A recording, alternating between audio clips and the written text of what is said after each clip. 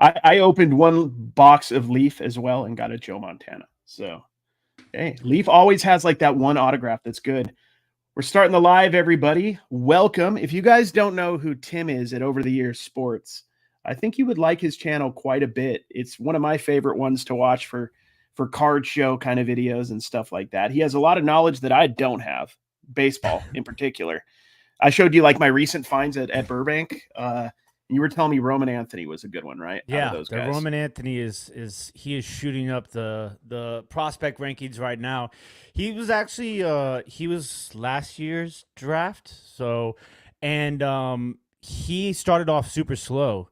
So like he was a good opportunity to buy low on. And then now his stuff is like skyrocketing. So it's crazy wild how how that that works. happens. Yeah. What do you think of like Drew Jones? Who I'm buying Drew he Jones. started slow though, didn't he? Yeah, Like so super he slow. was injured.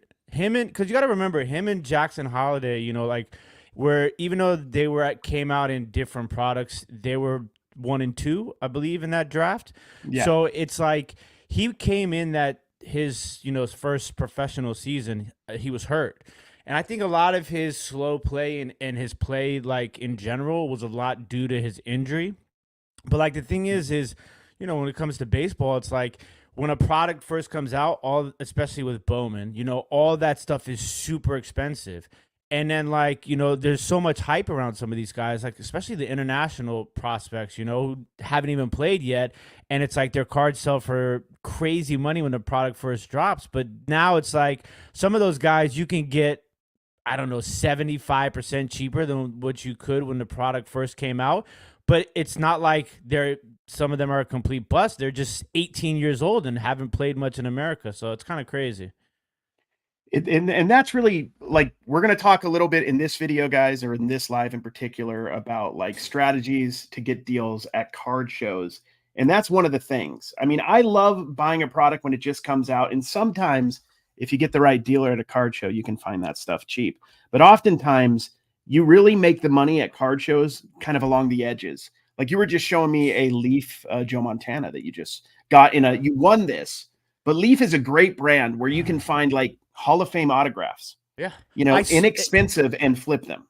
Yeah, it's the thing is like, so it's interesting because I had somebody comment on my TikTok, a TikTok I put out recently, and they said, they were like, I'm going to my first card show. Do you have any advice? And it's like, there's so much that I can't even like begin to fit it in a one comment on TikTok, right? To answer that question. But like, I kind of looked at it like this, and I don't know how many of you guys and gals are gamblers or have been to the casino, right? But for me, going to a card show, I kind of have the same mentality as going to a casino, right? Like it's a lot more fun to sit there for 5 hours and play quarter slots than it is to walk in there and drop your entire bankroll on black and lose, right? Yeah, so like exactly. For me, that's kind of how I approach a card show. It's like, like I can go in there and I could spend my entire bankroll on one card out of a showcase, right? But then what? You know what I'm saying? Like it's so much more fun and, in the end, profitable for me to just spend 5, 6, 7 hours, sometimes, for multiple days in a row, depending on how big the show is, digging through bargain boxes. It makes so much more sense to me. And I mean, there's nothing wrong with like, if you have a PC card and you're like on the hunt for that grail card, there's nothing wrong with that. But like when it comes to flipping, to me, it's just so much harder to get deals on like showcase cards to be able to make money on, unless like you have crazy capital and you're like really just ready to play the lottery. Yeah, I always get a kick out of the guys who are, at a show or doing content on a show, and they're dropping like $800, $1,000, and then you'll see later on in that video or the next video, they're like, yeah, I flipped it for $1,020 and I made $20. I'm like, that is a lot of outlay. I mean, I guess they have the confidence that they're going to move it quick, but that might not happen. And then you have I guess the one benefit is it's not going to, more than likely, if they move it fast, it's not going to go to zero. So they can get 900 back out of it, 950 if they need to. But with $1,000 at a card show, me and you, dude, we're coming back with 5 rows. I have my backpack filled. I have the whole trunk filled with cards. Yeah. I mean, there and that's what allowed, because I'm not I speculate a little. I don't talk too much about it on the show or on my channel much, but when you're buying that many cards, you can buy the sure things like the deals and the bargain boxes. You know, I could buy my Olu Fashanu, who's going to be a top 10 offensive lineman, you know, at maybe right around comps and make just a small profit, or hope they're going to go up. You know, if I want to hold until the draft or something, you could take some risks, some small risks, if you're just buying so much. Yeah. You know what I mean? You're hedging your bets. You're putting them out all across the table. The higher it's such a higher reward and lower risk, you know, and it's just like you have a lot more opportunities. Because think about it like this. So like you go into a bargain box, right? Like say, you know, like the last show that, well, 2 shows ago, because I went to a recent show and I haven't put that video out, but the last show video I put out, I bought 281 cards and I spent $207. Yeah. So it's like I'm in at less than $1 there. So it's like it gives me so much flexibility with what I want to do with those cards, right? So and that's a big tip too. When you're going to a card show, stack up your cards, guys. It might be $3 here, $5 here, $1 there. If you have a stack of 280, there could very well have been some cards that might have been $5, like, you know, even marked at 5, but you're getting a nice discount for buying in bulk. And a lot of these dudes, especially at Burbank, like the second video I did was a lot of great basketball dollar box finds. Those were my local dude here, Hitman Rips. Those were his cards. You know, he's doing the box opening, breaking, and stuff for YouTube. He's the guy. He has the YouTube channel, Hitman. Yeah, he has a big following on YouTube, Oh, but yeah, like he's he's not wanting to deal with $5, $10, $3 cards. Probably, it seems like it. He had nice boxes. That's what that told me. And there's a lot of dudes out there. You gotta not waste too much time with the people who are wanting top dollar, which there may be a collector out there willing to spend it. You just have to move, and you have to find the people who, like in that case, you could see the opportunity. He wanted to get rid of stuff, and he was obviously moving it at an attractive comp for somebody like us, like a flipper, or somebody who was, you know, collecting. I bought a lot of PC stuff at like bargain basement prices at Burbanks because it's they just want to get rid of it. For me to find some of my PC in bargain boxes, which is what I think is cool too about what we do, is like you can kill 2 birds with 1 stone. Like the fact that you came across all those autographics while you were digging through those bargain boxes, like, you know what I'm saying? Like that's a win. Dude, that's awesome. It honestly has made bargain boxing that much more fun, because it's been the whole, you know, year that I've done content. I've been looking at them and kind of wanting them, and now I don't know. In my head, I have the excuse because I'm talking about it on social now, but I've really enjoyed it. Like it tripped me out, and you know me as being one of the cheapest pickers out there. It tripped me out. It's like spending $25 on a Vin Baker autograph that's worth maybe 15 to 25. So I paid on the upper echelon of what the value is right now, basically. But I was like, didn't even bat an eye because it was for my PC and I enjoyed it. We got somebody saying Montana, SoCal OG says Montana has signed a ton of cards though. Yeah. That's true. He's signed, and Pete Rose too has really diluted his market, but it's still Pete Rose and it's still Joe Montana. There's always going to be a baseline, because people buying Joe Montana cards are not just flippers. They're not just people looking for 80% of comp to resell it. There is the dude who lives, you know, there's Danny Tanner, you know, that lives in San Francisco buying one because he loved him back in the 80s. Or there's somebody who likes Joe Montana and they're willing to spend 20, 30, $40 instead of spending, you know, or $50 instead of buying a jersey. And you'd be surprised in some of these bargain boxes or some of these lot deals, like you might be able to get a Leaf Joe Montana card for 20, $25 and flip it. Just recently in this last card show, there's all these angles. And that's what I love about card shows and picking in general. If you guys don't know, Tim also has his regular channel over the years where he's an expert in glass. He's an expert in all sorts of things. The first time we ever hung out in person was at the biggest yard sale in the world, the 127. And we were fighting over Hank Aaron cards or something. I think I just let you have them. Do you still have that? Yeah, I still have mine. I'm actually getting ready. I think I'm going to send, because there's a few in there that I got. The Hank Aaron is not going to grade high, but I want to do it just to like have it like graded for myself. Oh yeah. But there's one of the Johnny Unitises I got from that yard sale that you and I were at is like in crazy good condition. So I'm thinking about sending all those to SGC. I don't do a lot of grading. I know you and I are pretty much on the same page as that, but it's kind of something that I'm kind of like, it's always like on the back burner, like, but Yeah. for those, I want to send them to SGC because I think the vintage cards are much better in SGC than PSA.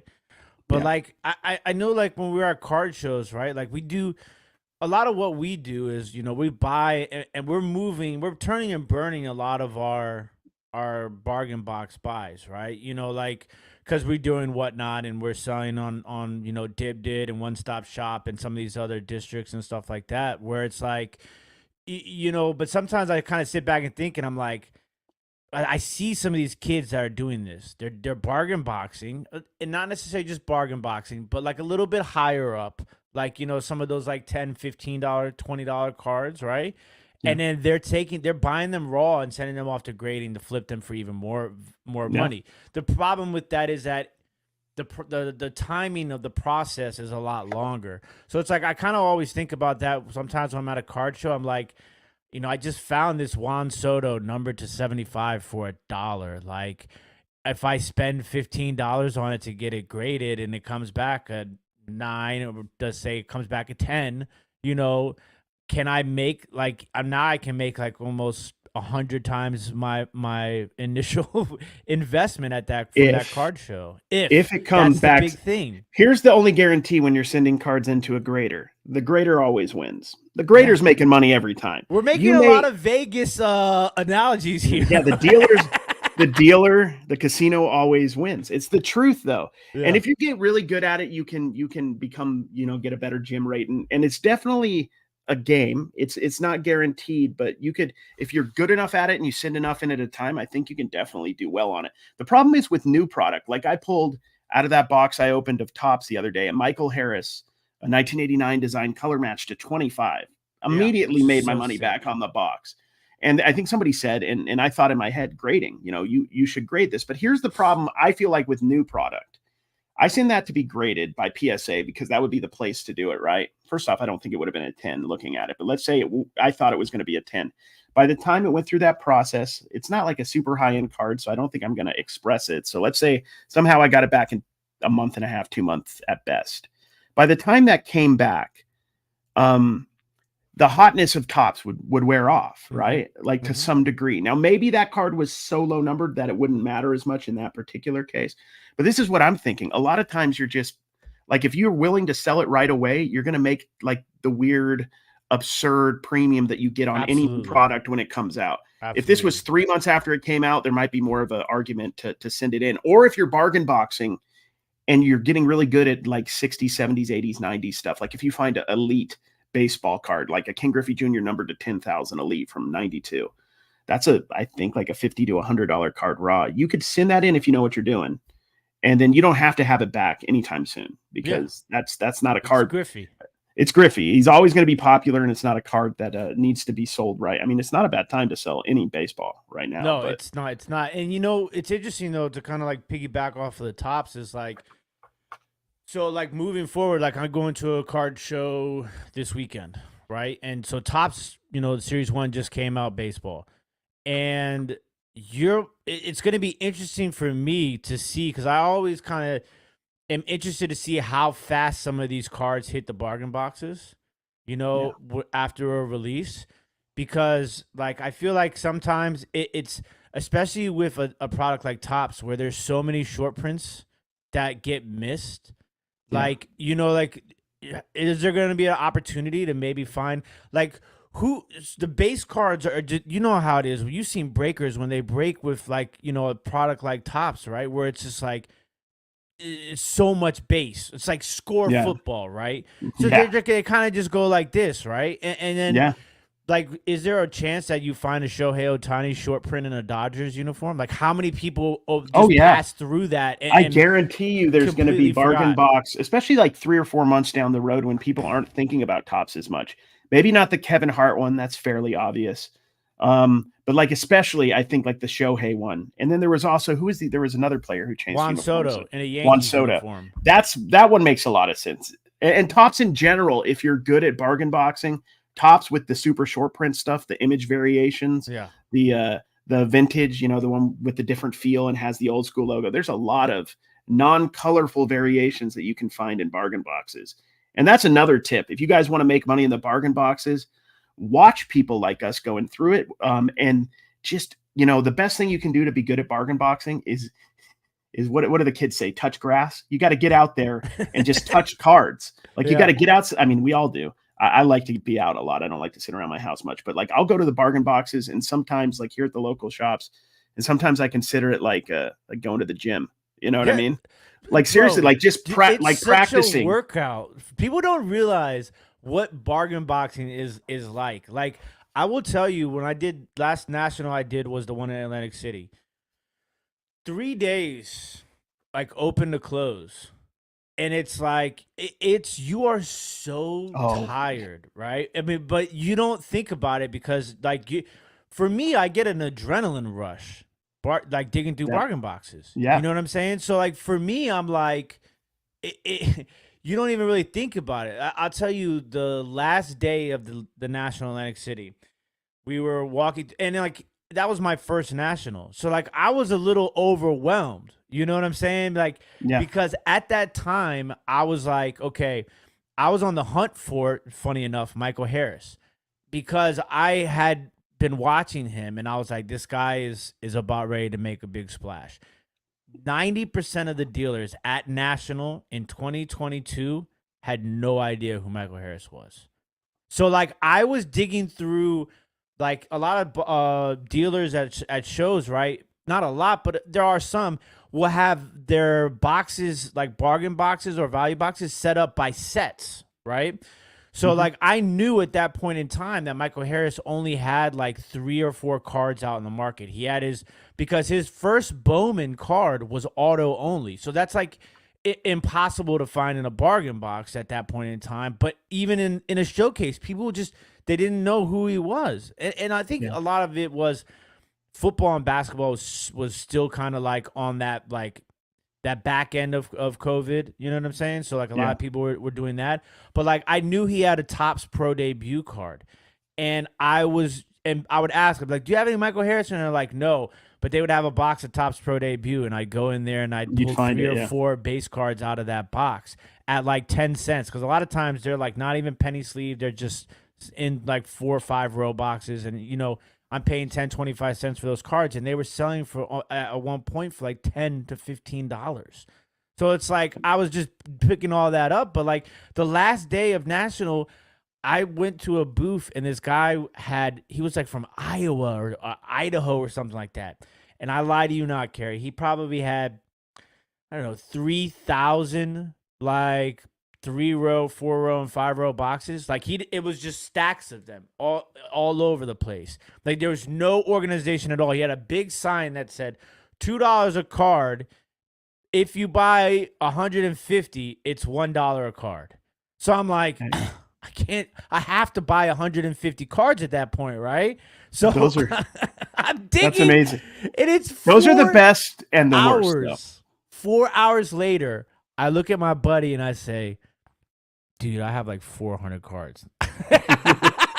Dang, bro. So like I ended up buying like a lot more than what it was, but like stuff like that, like it takes a lot out of you. Like you look through thousands and thousands and thousands of cards. But it's putting in reps because like you start to it's just like when you're picking, because we go to garage sales and flea markets and buy stuff outside of cards. The more like there's so many times I'm in a bargain box and I don't know why I should look that card up, but I know I should. There's like a feeling, there's an instinct. It could be the set. It could be maybe for some reason 3 years ago, I remember looking up this player or this team or this set or whatever. And then I'm constantly surprised. Like the Burbank, that was the most surprising thing from the Burbank show is how little effort they put in their boxes this year. Last year, they put a ton in. I think it might have been one of their newest shows. That was when you found the box that had all the jersey match numbers. Yeah, that was the 6 months ago. Yeah, and then the one before they put in all fresh stuff. This time, and I understand why they have a major show. I felt like their booth was an afterthought. They hadn't added anything new. But in general, Burbank is really fun because they're $2 autograph boxes. Most of the cards are $2 or less, the value in the cards, but they throw a lot of stuff in there. So if you're willing to dig and especially kind of study up the nuance of like late 90s basketball and football, for example, and baseball, there's a lot of room there. There's a lot of players that are like I bought and I haven't shown this in a video yet, but I found a bunch of these 90s autographs. This is Brian Grant. He was a big time player I for the remember Kings and Portland Trailblazers. This is not a big time card, but I ended up getting a stack of a lot of this 90s stuff and paid like 70 cents a piece. But what I love about this stuff is, first off, there's like a lot of guys who ended up being coaches later on and interesting stuff like that. But beyond that, there's a lot of guys who were college legends that did not pan out in the NBA, like a Kansas player that I should be able to get about $8 to $10 on his auto, Darren Hancock. He played a couple years for the Hornets, was a good dunker, but he was a big time player for the Jayhawks in the mid 90s. And people get super, especially like sometimes even the smaller schools. There's a lot of room, and you don't sell those cards right away, but you'd be surprised they could sell for decent money. Like the last Burbank show, this wasn't a college guy, but Sean Livingston. He had a pretty long career. Played with Golden State. Good. He would have injury underneath the rim that was like devastating. He was like a borderline Hall of Fame talent, if not Hall of Fame talent. Then he messed his knee up, got injured, kind of like Grant Hill or Derrick Rose, and then just was so talented he was able to come back from an atrocious injury and still be a contributor for a decade. A very underrated player, but he was never a star like he was supposed to be. But I got from Beeks Cards, I don't know if he's listening. Sometimes he listens to this stuff. Like an auto for like $4 or $5, but it was numbered to 20, rookie year. I had that sitting on eBay for like 5-6 months, and it sold for like 30, and I gave somebody a deal. I had it up for double that. But like, there's a lot of cards out there like that from a set it's just so rare, and the player has a good story. If you're not overpaying for them, you can put them on eBay. It's not a card you want to put through Whatnot because nobody's going to appreciate it more than likely in the moment, but you kind of can sit it and forget it and let it sell when it sells. What's up? J Ride's in the building. What's up, dude? Let me ask you this. How long do you have like because I think this is something that a lot of people are wonder when you're at a show, right? Like, how long do you go into a box before you give up on that box and realize like this isn't necessarily like, where my mind is at, like as far as what's in this box already and stuff like that? I'm pretty quick. Like in general, like this is the same way I am with picking. It's probably one of my biggest weaknesses. Like I'll go to a garage sale table and just glance at it real quick and be like, there's nothing and I don't dig enough, and I'll move on to the next garage sale or flea market booth. And it's the same with cards. Like I'll go through like 30 seconds at the most. And it's not even that they don't have anything. You can get a vibe from dealers. Mm-hmm. You could see price, because there's various reasons why I'm turned off by a certain bargain box setup. It's not priced. I hate that. Like I want to have a general idea of what the pricing is, unless the cards, like, I don't know, there's very rare that I'm going to be asking prices. I have to push myself to do that. So if it's not priced, I love the color coding. I never see. I see that in I'm like every it's time happening a lot on the West videos, Coast now. Like, a lot of the dudes on the West Coast are doing it now. I think hopefully those videos have helped show people how nice it is, because then people can mix up the cards. They can put a $5 card in the $1 section. Nobody's getting over on anybody because it's all based on the tape. But yeah, I love, like, if I see the pricing, it's not priced, that's a turnoff. If I can see that like they're asking $3 for a hoops Kobe White rookie or something, or I don't know, like they want $10 for a Wander Franco Topps card, like rookie. I'm like, okay, they either aren't paying attention or they're just wanting prices from 2 years ago. Yeah. So I'll move on pretty quickly. But they're like, usually, it's a good box within like 30 seconds, I would say. Like you can go in and you go, oh man, there's 1 card, 2 card. It's the kind of stuff I'm looking for. And then within 2 or 3 minutes, you're like, oh yeah, crap. I've got 8 hours here, and I could see myself spending all 8 hours at this booth. So I need to focus so that I can go see other things too. Because I got my last 2 card shows ago, I found 2 vendors that was just like that, where it was just like, bro, like it was a box, and it wasn't priced, and I asked him, I said, so what's the pricing on this? He's like, oh, everything in that box is $1. And I'm like, okay. So like I pick up a stack, and I luckily I started like from the back of the left row, and the entire stack of cards that I had picked up was all numbered baseball cards. And I'm like, Nice. this is crazy. And then I ended up finding an insanely crazy stack of cards. And literally the next booth, the guy had a box that was, and it was 15 cards for $5 was Wow. one of the deals, right? And he Yeah. had it separated by teams. So I was like, I kind of have an idea of who I'm looking for each team, right? Yeah. And so I just started. I mean, it was just a pile, and I because sometimes you forget, like you just you're starting it, you just start building a pile of Yeah. cards because you're like, this is good, this is good, this is good, and I mean, like sometimes I put some back, like sometimes I'm Yeah. just like, because sometimes you get a little excited, and you're just like, oh, this is Yeah. really I kind of have a budget here and I'd like to yeah, shop at other tables. I don't want to be like, that's another thing about like card shows. I don't want to be in and out. Like I want to enjoy if I have the day, I want to like be there as long as I can. If that 25-cent means, slots, my yeah, man. if that exactly. There is an entertainment value to going to card shows. So like I want to be Absolutely. entertained. And you got to have some money available to be entertained. So And I think I one of the things is too is because I deal in like you sell, all sports too, right? And so do I. But like obviously I focus a little bit more heavy on baseball, even though like I'm looking right now like my listed box. I have more football cards listed right now than I do any other sport.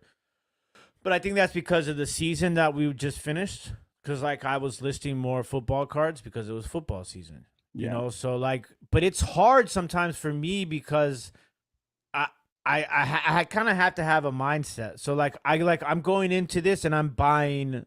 I'm only looking at baseball cards, but then sometimes I get into a multi-sport box and I'm like, well, here's a numbered Nico Collins. I'm gonna pick this up. You know what I'm Yeah. saying? Like, so like Exactly. it, but at the same time, it's like it's difficult because I want to look through every single box.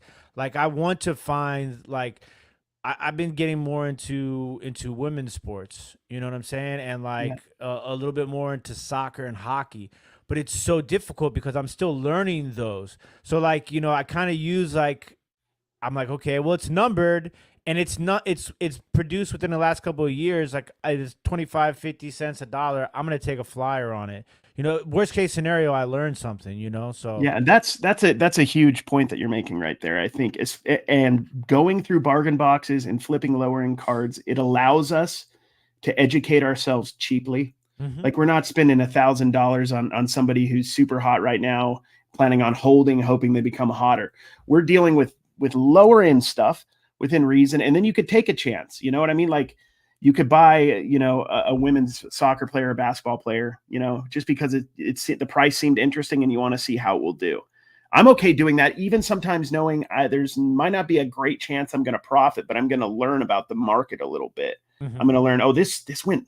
Say I made a quarter. I spent $1 and it sold for 2, and after fees I made 30 cents, but it sold within an hour of me yeah, listing it. I just learned something super valuable, that people are really into that card, really into that player, really into that sport. So now next time I'm going to spend a little bit more money, maybe get a better card that has more profit potential, or whatever. So you can learn a lot from a quick sale, even if it's not a super wildly successful sale. It's just you learn something about the market. yeah, and it's just there's so much going on at card shows. Do you ever look through value slab boxes? I do a little bit, and that's probably where I need to push myself a little more. Just like I'm saying, be curious. I don't love slabs personally. I'm a little bit of maybe I'm just super old school minded. Like I just think for the most part, it's just I don't understand the value of them. I mean, I understand why people value them, but I just don't feel them. I just don't dig them. But when I go look through value boxes of slabs, I'm typically looking for whatnot because I know people who follow will enjoy them. So if I can Yeah. get them at the right price and I feel like I can move them on whatnot, I'll get them. Very rarely do I get them to flip, and that has a lot to like on eBay or some standard regular site because I'm not as interested and I'm not as educated. So I probably have to push myself a little bit there. We got a question from SoCal here real quick. I was just going to say, this is a very interesting one. Yeah, feel free, guys, if you have questions for me, Tim, both of us. This is your show. We're kind of just using the card show as a backdrop for discussion. We could talk about whatever you guys want. It says, Kerry, any opportunities to buy entire boxes at the Burbank show? I haven't been able to get to shows lately, but some dealers would make great deals if I offered to buy all their bargain boxes. There was a couple opportunities. I was talking to a couple of my buddies in Vegas, and I was pretty sure I was going to end up getting them, but they never got back to me. They must have sold most of it out on Sunday because I wasn't there on Sunday. Bargain box, I mean, you could definitely buy them out right away on the first couple days, but the last day of a card show is probably the best day to make one of those plays and just be willing to take what they have in a box. Yeah, it happened to me once. My first like big time card show, like getting back into it, the Chantilly show, which is actually become like one of the biggest shows. Like Chantilly is huge, now. Right? Yeah, I mean, like you see all the big name guys come out there and everything like that. But it was the last day and I was digging through a bargain box and the guy was like, why don't you just, it's like literally like an hour before close on the last day of a 3-day show. And the guy's like, why don't you just buy them all? And I'm like, I don't even know where to begin. Like that's not something that I've done before. And he's like, well, just ask him. Cause I was talking to the guy. Cause that's one other thing too. Just real quick tip. When you're digging through the bargain boxes, if the vendor is there and there's nobody else, he's not trying, always have a conversation with the vendor. 100%. I had that written down. It is so important. And I think that, naturally, I'm sure Kerry, I mean, I could pretty much speak for Kerry on this. Naturally, when you're digging through a box and you're like, it's a natural conversation. You're not having the conversation to necessarily try and get a better deal. It's just a natural conversation. And it's like almost like etiquette, I feel like, in a way, like to talk to the there is dealer. With bargain boxes, I think in particular, because you're there for hours. Be friendly. First off, like you have some great conversations about the hobby. One of my favorite things, man, and you probably have had this happen, like people know what you're looking for and they know by the time you're a little into a conversation, they're handing you cards that they know you want and vice versa. So it can help you in that sense too, because people are looking at different rows. And like you're saying, if you're talking to the dealer, I definitely wouldn't go in with the mindset that you're doing it, just to get a deal, but that naturally happens a lot. Does. Because people appreciate, like, first of all, like 99% of the people who are selling sports cards like sports, right? Yeah. So it's like, it's a natural conversation to have with somebody when you're looking through sports cards, especially when it's like bargain boxes and I come across a guy where I'm like, man, I totally forgot about Bishop Sankey, right? And then like you say something like that, and the guy, and the next thing you know, like you're talking about stuff for like 20 minutes. So, and you could dig and talk at the same time. It'll come naturally. That's part of why like one of my PCs has become like the NFL bust quarterbacks. I love that $2 Tim Couch auto. It's mostly quarterbacks. I probably will move into like running backs and stuff as well. But it's just like I can't, in my 40-year-old brain, look at this card and not think it's worth a lot more than $2. It's obviously worth about $2 because there's just no demand for it anymore. But I remember vividly him being, I was 15, 16 when he was the number one pick. So prime collecting years. And he was the number one pick. It'd be like looking through a bargain box and finding a Justin Herbert autograph. Say he flamed out or something at this point. He probably is so big it would never be that cheap. But like somebody who everybody hyped up, like Caleb Williams. Let's say he gets into the NFL and is terrible. But we all remember that year and a half where everybody was paying top dollar for him. In 20 years, you find a Caleb Williams auto for $2 in a bargain box, and you lived through this era. You almost have to buy it. Almost just out of respect. Like I picked up a Brandon Roy Topps Chrome rookie. I'm like, dude, this is $1. That dude was amazing. And it's just, he's my age and his knees. And I'm like, I got bad knees too. I wasn't a professional athlete, but I can relate, and I'm like, I got out of respect to Brandon Roy and who he is. I've got to pick up one of his rookies. I love that because $1 disrespectful, Yeah, Brandon Roy was so good until his knees went out. Also, another one I really liked that you picked up, Keith Van Horn, because I was a big Keith Van Horn, Kerry Kittles fan. Dude, Kerry Kittles too. I mean, my name's Kerry, so yeah. The Nets, dude. Keith Van Horn was a legend. We went all the way to that was the year of the Utah Jazz and the Utah Utes both went to the finals. The finals of the college football, or sorry, basketball finals, and then whatever they call it, I forgot what the name of it, championship game, and then the NBA finals for the Jazz.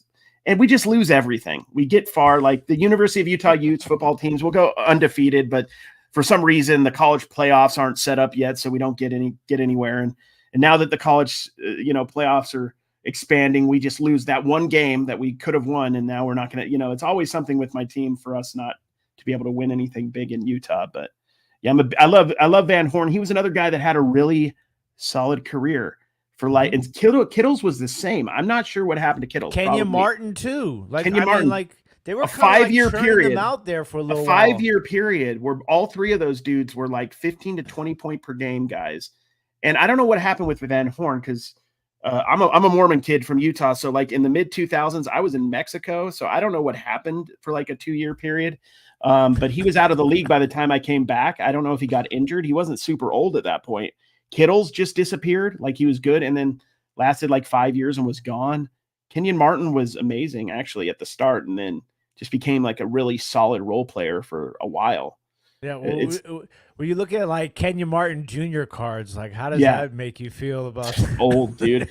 Like I look at Jabari, I look at Jabari Smith cards and remember his dad, who played for the Kings and was at a LSU, I believe. And I would watch Jabari Smith Sr. play in 2001 at the Rocky Mountain Review Summer League in Utah, and I used to go to that with my buddy all the time and just hunt for autographs. That was our thing.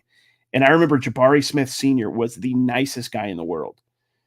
He gave me his headband, which was a big deal in the early 2000s. If you remember basketball, you wore headbands and wristbands. Baron and Davis, I wore my O'Bannon brothers. Yeah, the O'Bannon brothers, Charles and Ed. I don't even think I washed it. I wore that headband to play basketball for like a year and a half. I wore that headband, Jabari Smith's headband. So I thought of it. So I love his son just because I love his dad so much. So it's cool stories, all that stuff. And then you're constantly reminded of those going through bargain boxes, like the stories, especially if you've been collecting and been a sports fan for decades. So. But yes, buy if you can buy the bargain boxes, right? Yeah, of course. Just a couple, just make sure it's something that you're comfortable with, right? Like, and you don't have to look through every single card before agreeing to buy it. But like if you look through a few and you see like what Kerry was saying earlier about like, you can kind of get a vibe. You can get a vibe to a certain extent of what's in a box. And if you feel like you sometimes you might want to just take a handful out from each row just to make sure there's some sort of, consistency within the box. But yeah, I think it's a great opportunity, especially like if you're somebody who's just looking for some inventory or looking for some cool cards. And then like there's a lot of opportunities for flipping with that, because, you might find some, like with me, when I'd had my deal, I at the time, that was before Julio had blown up. And I mean, I got about, I don't know, it's probably about 30 Julio Rodriguez refractors from like 2020 in that box.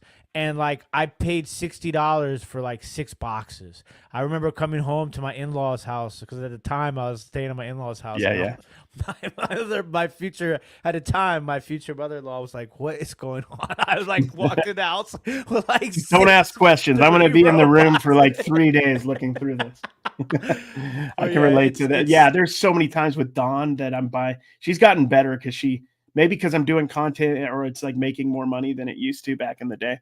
Like she appreciates, or she lets me do it a little bit more. But yeah, I've gotten a lot of like, "What are you doing, Kerry? Why did you buy all this stuff? Stop it. We've got to focus on other stuff." But dude, Bowman's a good opportunity a lot with me. I find like mostly paper, but a lot of times after the big products come out, like they take out obviously the good guys. Or the guys that are the sure things. And then I've gotten $15 5 rows of just paper from like Legacy and in here in Vegas and other places. It's happened a couple times. And that's like my spring training ritual is to go through every year and just say, did any of these guys pop? They're paper, but they're still like sometimes $3, $4, $5, $6. Oh, dude, there's some chrome in there mixed in as well. When Ellie there's went always crazy. somebody. When Ellie went crazy, think about all those people who had first Bowman Ellie De La Cruz's papers. Yeah. You know what I'm saying? Like, I mean, you remember that year better. People weren't looking for Ellie. Who were they looking for well, that year? originally him and Jackson Churio were kind of the chases, right? To a certain extent. But it died down. Like at one point you could buy a first Bowman Chrome Ellie De La Cruz for like $2, right? Okay. But then when he got called up, and his hype got a little bit crazier before the initial call up because he was doing so well in the minors, and there's it's a lot different now because of social media. So like there was videos surfacing of him like running around the bases in like 5 seconds, and like some of the stuff that he was doing. So when he got called up, it was like immediate. But those cards were selling for $20 to $30. And then like he hit for the cycle. I'll never forget that. When he hit for the cycle, there was a guy that just so happened to have a first Bowman Mojo. So at most, before he popped, you're probably paying $5, $10. Like after that initial market correction, it sold for $200 because the auction ended like the same night as he hit for that cycle. So that card sold for like $200. But like that's the thing, is that like with prospecting, I saw somebody had a question about the Jackson Holiday. It's prospecting is so difficult, right? So they said, do you think Jackson Holiday would be good? If I could figure out how to scroll up, I'd get it. But yeah, sorry, I'm new at controlling it. I usually am not the one controlling it. Spency James says, do you think that Jackson Holiday will be good? I picked up a dual auto of them at Burbank Card Show. So, I mean, I'm sure you probably paid a good amount of money for that. Yeah. Even if it's like an unlicensed Panini. I would say right about at the peak of the hype too. I mean, up until the moment I think it will grow until he gets called up here in the next probably month. He's crazy right now, and I'm an Orioles fan. So like, can you? It's such a like I get torn, right? I'm like you had years of getting discounted box breaks, and now you're just paying a ton for anything. I don't do it. That's the best part about being a Jazz fan. Nobody cares, man. I can always get a good deal on box break. I have right now. I have a first Chrome and I have a first Chrome Refractor Jackson Holiday. First Chrome Refractor Jackson Holidays are probably selling for like $60 to $80 right now. So like in the back of my mind, I'm like, this is not a bad time to sell.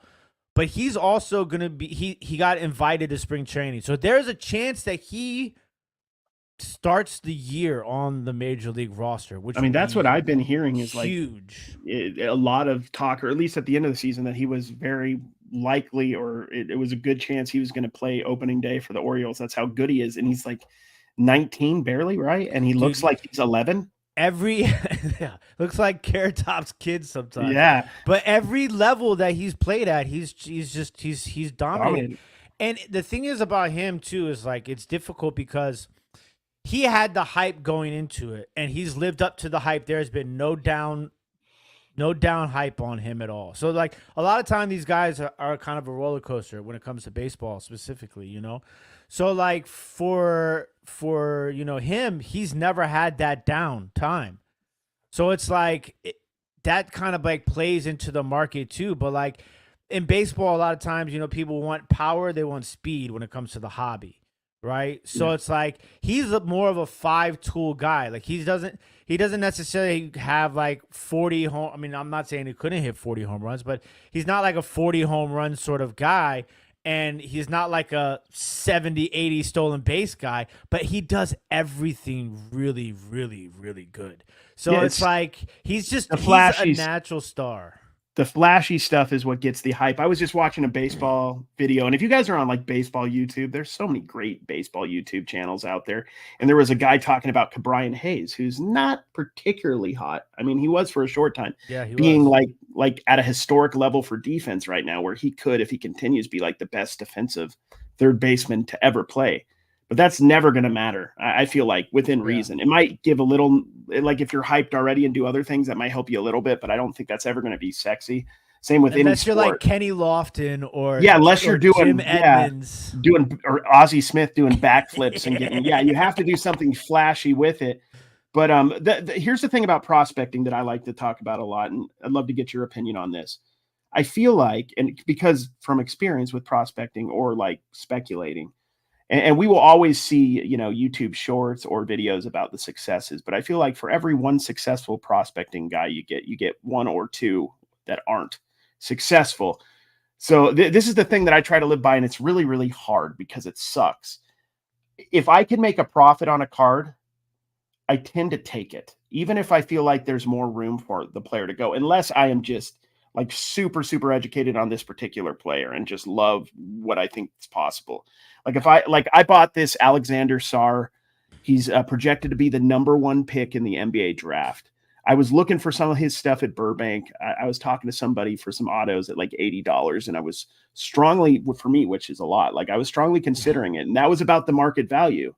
And then I didn't buy it. I thought twice, and I'm like, I don't know. And then the next day I found an auto for $25 on the show floor. And I loved watching that, by the way, because I watch Carey, and I think a lot of people need to realize that like it's a little bit different than reselling YouTube sometimes, but a lot of it's the same. But if you watch the right people, like there's so much to learn, and like like to me, like when I watch that clip, I'm like, man, like that's something that I might know, but I'm not putting into like full effect like how Carey did. So I was super excited when I watched that clip. I was like, okay. Yeah, it's good to watch all of us, like in sports or in anything, because like, I don't know, like Sarr is like, I've been trying to study up on basketball, college basketball. I feel like there's less eyes on that right now, a little bit more eyes on college football than there is on basketball. So I feel like it's a little bit of more of a play for some light speculation, which I don't push too much, but I do.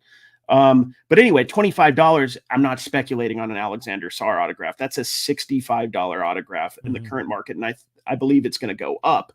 I put it at $90 on eBay. Somebody offered me 65 and I took it. And because, and I didn't want to sell it.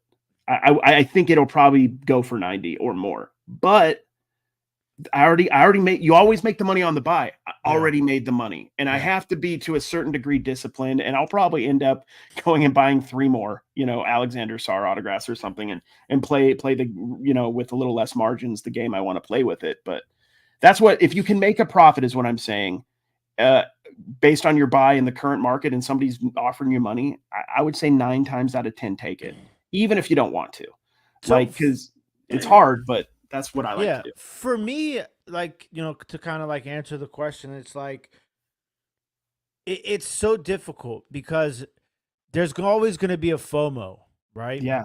There's always going to be a FOMO where it's like, am I selling the next Mike Trout's first Bowman auto right now? Like, but I think that in reality, the percentages are so against you in that, right? So it's like, you have to play, you have to play the percentages to a certain degree, because let's say you buy, you get 10 first Bowman autos.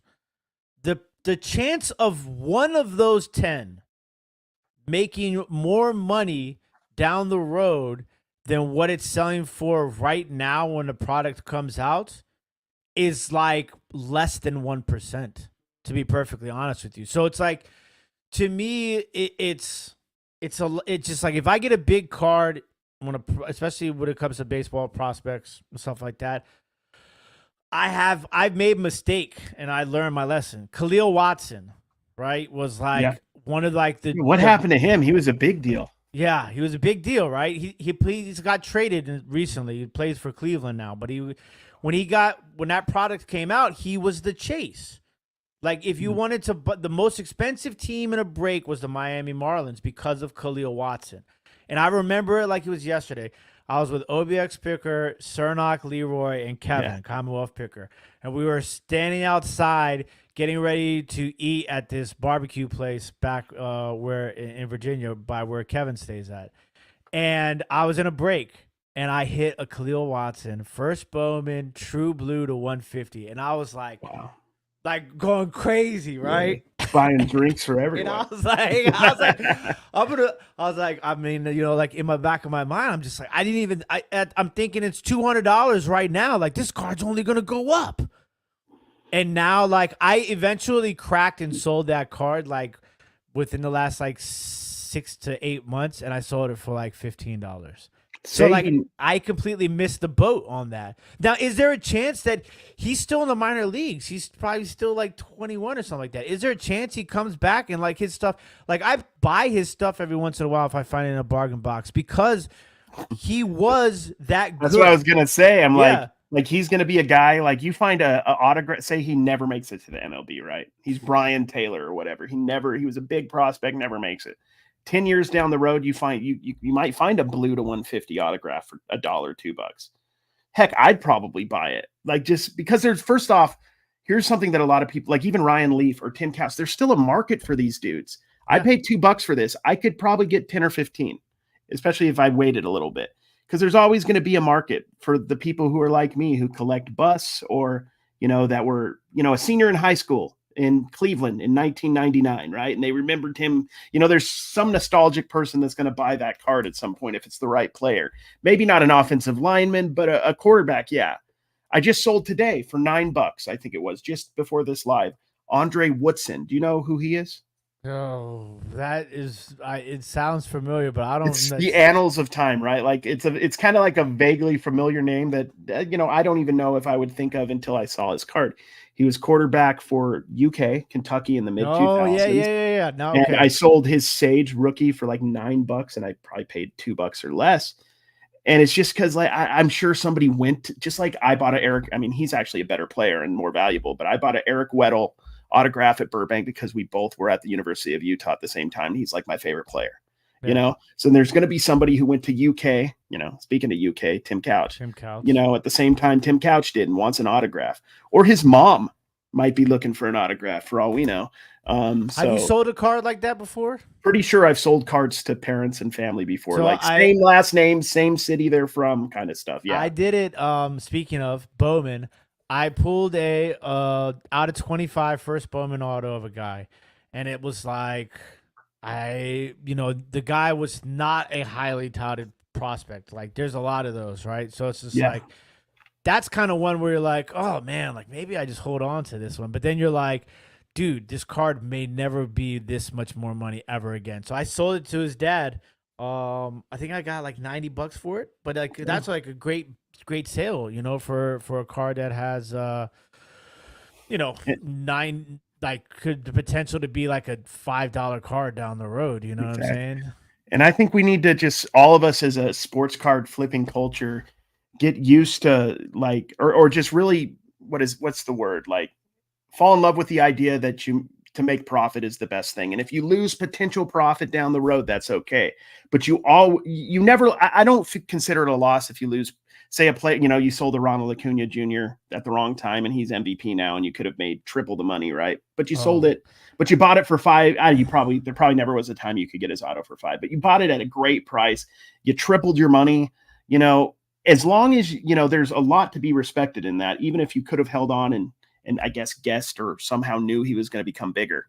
But that's much better than holding on to a prospect too long, or holding on to a guy too long just because you hope and pray, that they're going to get better. If you overspent on a card, sometimes the best thing you can do for your mental is to get rid of it at a loss. Yeah, forget about or keep it as a reminder or make it a PC or whatever way you want to spin it. But get rid of it and just be like, okay, I paid 100. It's worth 20. I'm going to sell it for 20. And maybe I'm a better flipper now. I can spend that 20 and get $100 worth of cards. This is something I started doing recently, and I think this is something that a lot of people will make it a lot easier for you to sell your cards, in the beginning instead of trying to hold out for maximum money, right? If you sell it at that point, like get the money, right, the high dollar, right, and not be greedy and be like, oh, well, what if he does this? Then it's going to go up even more, right? You're trying to convince yourself that you can make more money when it's just like, just make the money you can, because you can always, it's like a stock, right? You can always rebuy that card again, right? Exactly. So it's like, if I sell it now for 40, and like I can buy it again for 20 and I can hold it for the same reason that I was going to hold it the first time, because I think this guy is going to be good in a year, or I think that they're going to make it to the Super Bowl. Then you could sell it for 60 after you've already sold it once and then rebought it again for And less than what you sold it for. if you put in that legwork, you'd be surprised where you'll find some of this. Somebody was asking about like flea markets and garage sales. That's a great place to find cards, because a lot of times it's casual sports fans who either aren't interested in selling these cards or aren't up to date with the current market and are just wanting to get rid of stuff. Maybe they don't want clutter. They're not looking to go on eBay and flip them themselves. And you can get great deals. Or like I love in Utah, my store, my old antique store was right next to a card shop. You may remember that. I was like on the same business complex with a card shop. And it was an old guy named Clayton who had a shop since before I was born, since 1982. And he is set in his ways, will not sell anything on eBay. So his case is filled with stars he should have put on eBay when they were hot, and now should be in bargain boxes. But he still wants their price when they were he still wants the $150 for the 86. Jose Canseco. Still looking in the Beckett, huh? Yeah, he's still looking at. He's the Beckett guy. But the cool thing is like a lot of opportunities at that shop. He had made a bunch of, at the time, quarter value packs, and he put them in a big trash can that you could go through. And the pandemic was booming at that time. Cards were booming. And I was buying those because there was like 2012 Prism basketball on the front, stuff like that. One of those packs, I think he ended up upping the price because he realized what people were doing. But in one of those packs, I found a Giannis rookie in the quarter pack. I think it was a $70 prestige rookie. But the thing is, like a lot of bargain boxes, especially at older guys' shops, is with a lot of bargain boxes in general, is they're not going in and checking their boxes all the time. No. Some of the shops are not frequented enough to be even losing cards. So they could have the same bargain box sitting there for 3 years, and if there was an Ellie De La Cruz in the $5, if people are looking, they'll find it, but not everybody finds that stuff. And you can find some insane, maybe not $1,000 cards, but like $20, $30, $40, $50 cards for $1 or $2 going through those boxes. People aren't keeping them up. Not everybody is like, especially today, because it's funny. I saw somebody asking the question about, he saw a video where somebody bought like somebody's whole table, right? Like what Carrie and I do, and there's a few other people that do what we do too, but it's a lot different than like some of the like flashy stuff that you see on the internet, right? Like I'll tell you straight up honestly, I've seen people that have YouTube channels in person at a show, and that it always looks like they do it, but it doesn't always go down like that. They don't always just buy out a table. There are times obviously where that happens, but it's like not everybody is doing what Carrie and I do. So like some people just do not have the patience to dig through a 5,000 count box. They just don't. So like the opportunity is there. It's just like, everything that we do as resellers and as, small business owners and entrepreneurs, like if you put in the work 9 out of 10 times, it's going to come back in your favor. And I think a lot of people appreciate that too in what we do. And, like when you look at some of the comments on some of our videos, it's like, like they appreciate the hustle. They appreciate like what we're actually doing, because it's a lot more difficult, but it's a lot more relatable, because not everybody can afford to buy a table. And like, it's not as fun either. It's just like, it isn't as fun. You're right. I mean, it's fun at the end of it when you're looking through it and everything. That is fun, but it takes away some of the skill and the finesse and some of the just there's something about going through a bargain box, and I'm sure you can relate to this. It's something to do with our childhood or something that, to me, it's super therapeutic. Oh, for sure. It's like meditation. It's like a Zen thing, and I'm a fairly sound anxious. Of the top loaders, like everything. Each other. And there's a lot to be said about sounds. If we want to get into content creation, seriously, it's always cool to have some background noises, because like when you're opening packs, which I do shorts of pack opening as an excuse to open boxes, guys, honestly. But I found a way where I typically make enough on the videos that I can afford, like it pays for my box and maybe a profit sometimes. But like people love the wrap of the paper, the opening of the old wax pack, the shuffling of cards. Even when we both do like garage sales and thrift store kind of content, like when they hear glass clanging, when they just all that stuff, there's something in the back of our heads. I don't know what it is that people react to. There's something tactile to it that's appealing, and it makes content more interesting. So I'm very aware when I'm doing content of the noises. I have to lower it sometimes because at like card shows, there's music a lot of times, but like even sometimes like when I do my voiceovers at a card show, I like to have I lower the volume, the background noise. This is like inside baseball stuff, but I like to be able to still hear the hum of the bustle in the background. Maybe not what people are talking about, but you want to hear the energy, the vibe. I think it adds something to it. So Todd says, is paper Bowman first worth investing in, or do you think refractor and short print is a better buy? So this is how I look at it when it comes to Bowman. So I have an entire, like I have my shelf of my boxes and it's all organized in different ways. And I just got really good at this. I literally just took like 600 pounds of cards to the auction house and just dropped it off at the auction to be put in high bid, and we'll see what happens, right? Like kind of like like going at things. So now like I have a very much more centralized, selection of cards, and I'm building from that. But I have a box that's entirely full of first Bowman papers, right? So when you say investing in, it really depends on how you look at investing, right? For me, it's like first Bowman paper. Most people now will put their nose up at Bowman paper, right? Like even color. Like if you watch like a lot of like live auctions, which is what I do because I think it's important like to watch as much live selling when it comes to sports cards as possible, because that's where you really get the pulse of the market. Such good advice that I hadn't really thought about, but that's a great point. That's how like I literally like I will sit down and I'll spend a couple hours a day and I'll take notes on all of the paper. I mean, all of the requests that people have, and like I'll have that on a piece of paper, and like I keep that in my mind, and like I tally it. Like okay, so like this I'll write down the player's name, and I'll keep like a tally mark of how many people come through the stream asking for that player. So then when I'm done, I'll look at it and I'm like, okay, this player had 8 requests. This player had 5 requests, stuff like that. So for me, like that's important. But I keep my first Bowman paper because I don't actively buy it except for some older first Bowman papers, right? Like 2020 right now is a very hot Bowman year. Okay, you have Evan Carter's first Bowman was that year. Casey Smith's first Bowman was that year.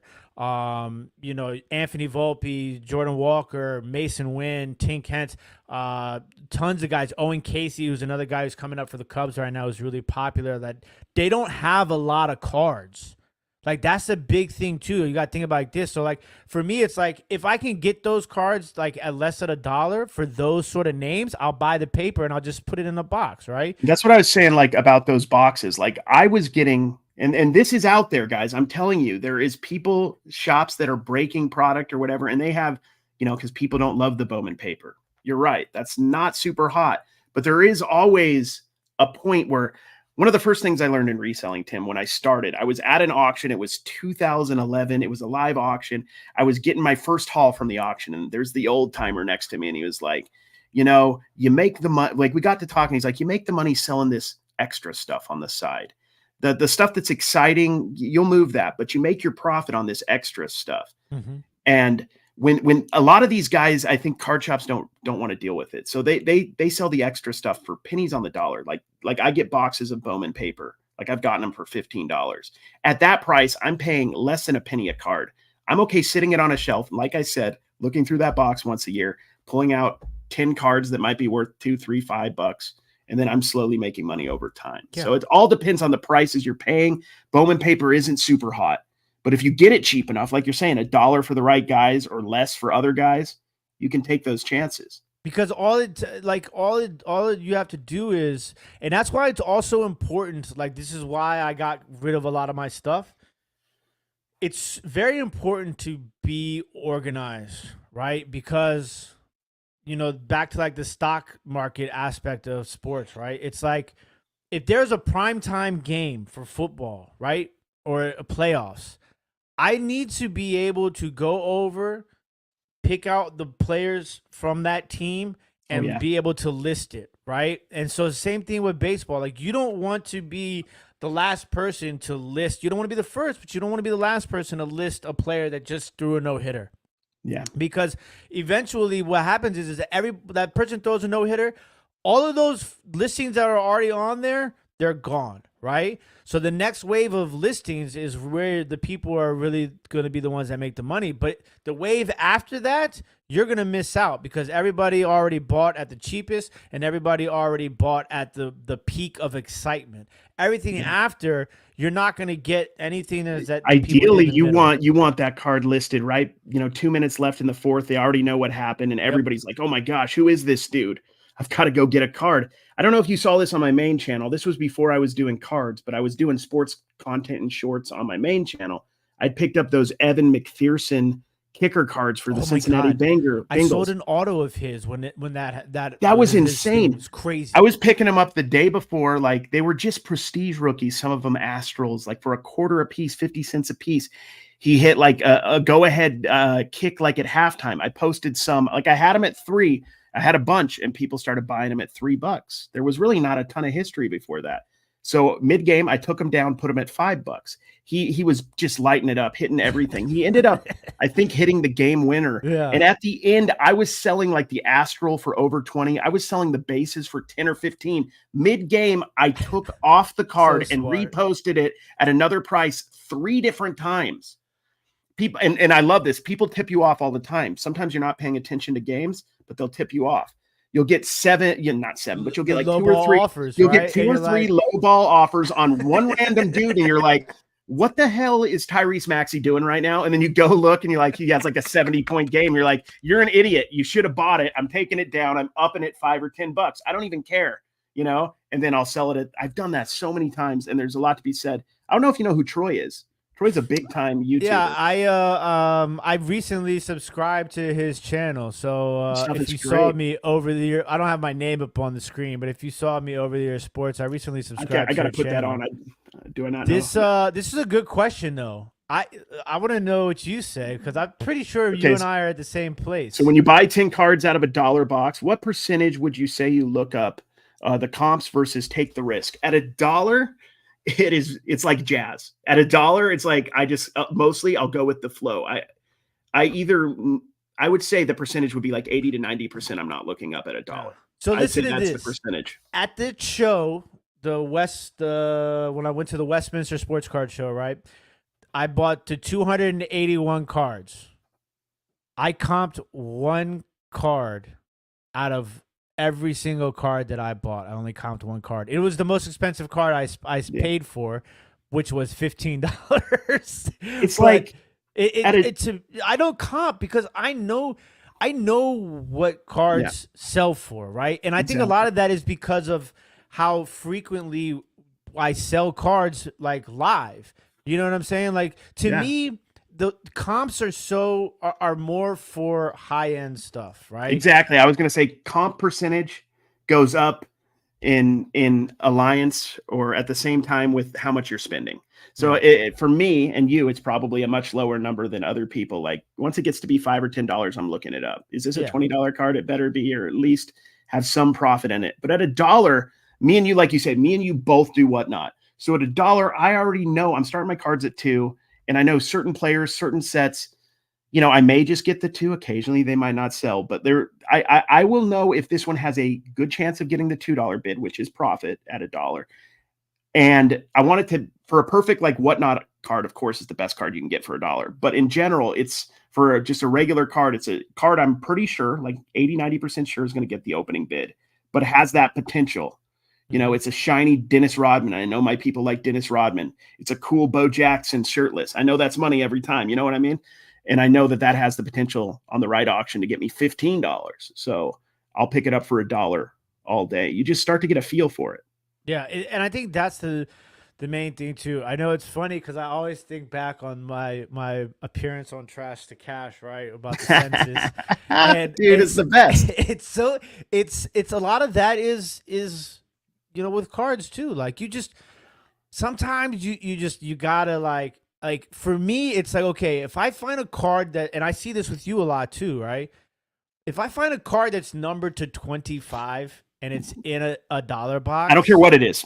I don't care who it is, what year it is. It doesn't matter.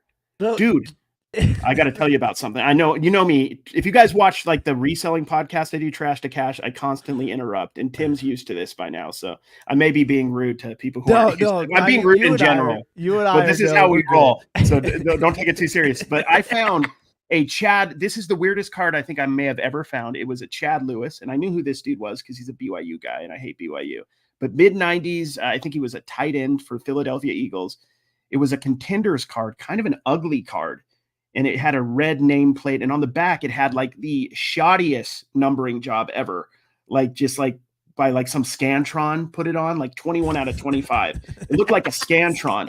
But I'm like, dude, I know I was alive in the 90s, dude. There wasn't cards numbered to 25, right? I don't remember any. Or very, like it would have been, I just thought, I think it was $4. It wasn't even $1. I'm like, I don't even need to look this up. I don't care if it's, the just like a random cook for the team. It doesn't matter who it is at that level, that rarity. And I put it on, I think I made up a price because I couldn't find them. I think I put it at 20 and it sold the next day. Somebody offered me $16. Yeah, so I knew it was rare just from doing this long enough. Like, and not numbered to 25 in 2024, where there's 70 different parallels numbered to 25. There's the camo, there's the leprechaun print, there's the toothpaste. Yeah, like there's so many different random variations that they're watering. I mean, it's fun. It is fun. Like have you seen like the Prism, like one that looks like Dixie cups?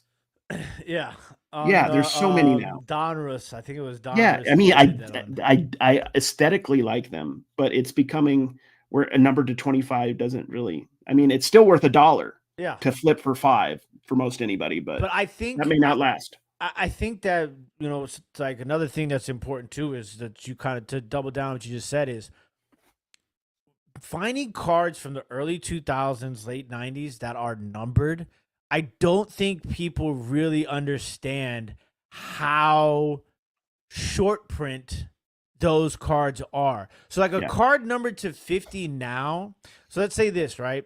A card from the early 2000s that's numbered to 50 is like a card that's numbered to 5 right now. Yeah, I'd say that's a pretty good parallel. Because a lot of those things, there were obscene numbers to like 9,000 or something like that. Impossible to pull any of those cards. So it's like like that. So when you have cards that were numbered to 50, there weren't like you said, multiple parallels that were numbered to 50 or less, right? Like there's a gold that's in Bowman. You have a gold shimmer, you have a gold mojo, you have, there's all these different golds, right?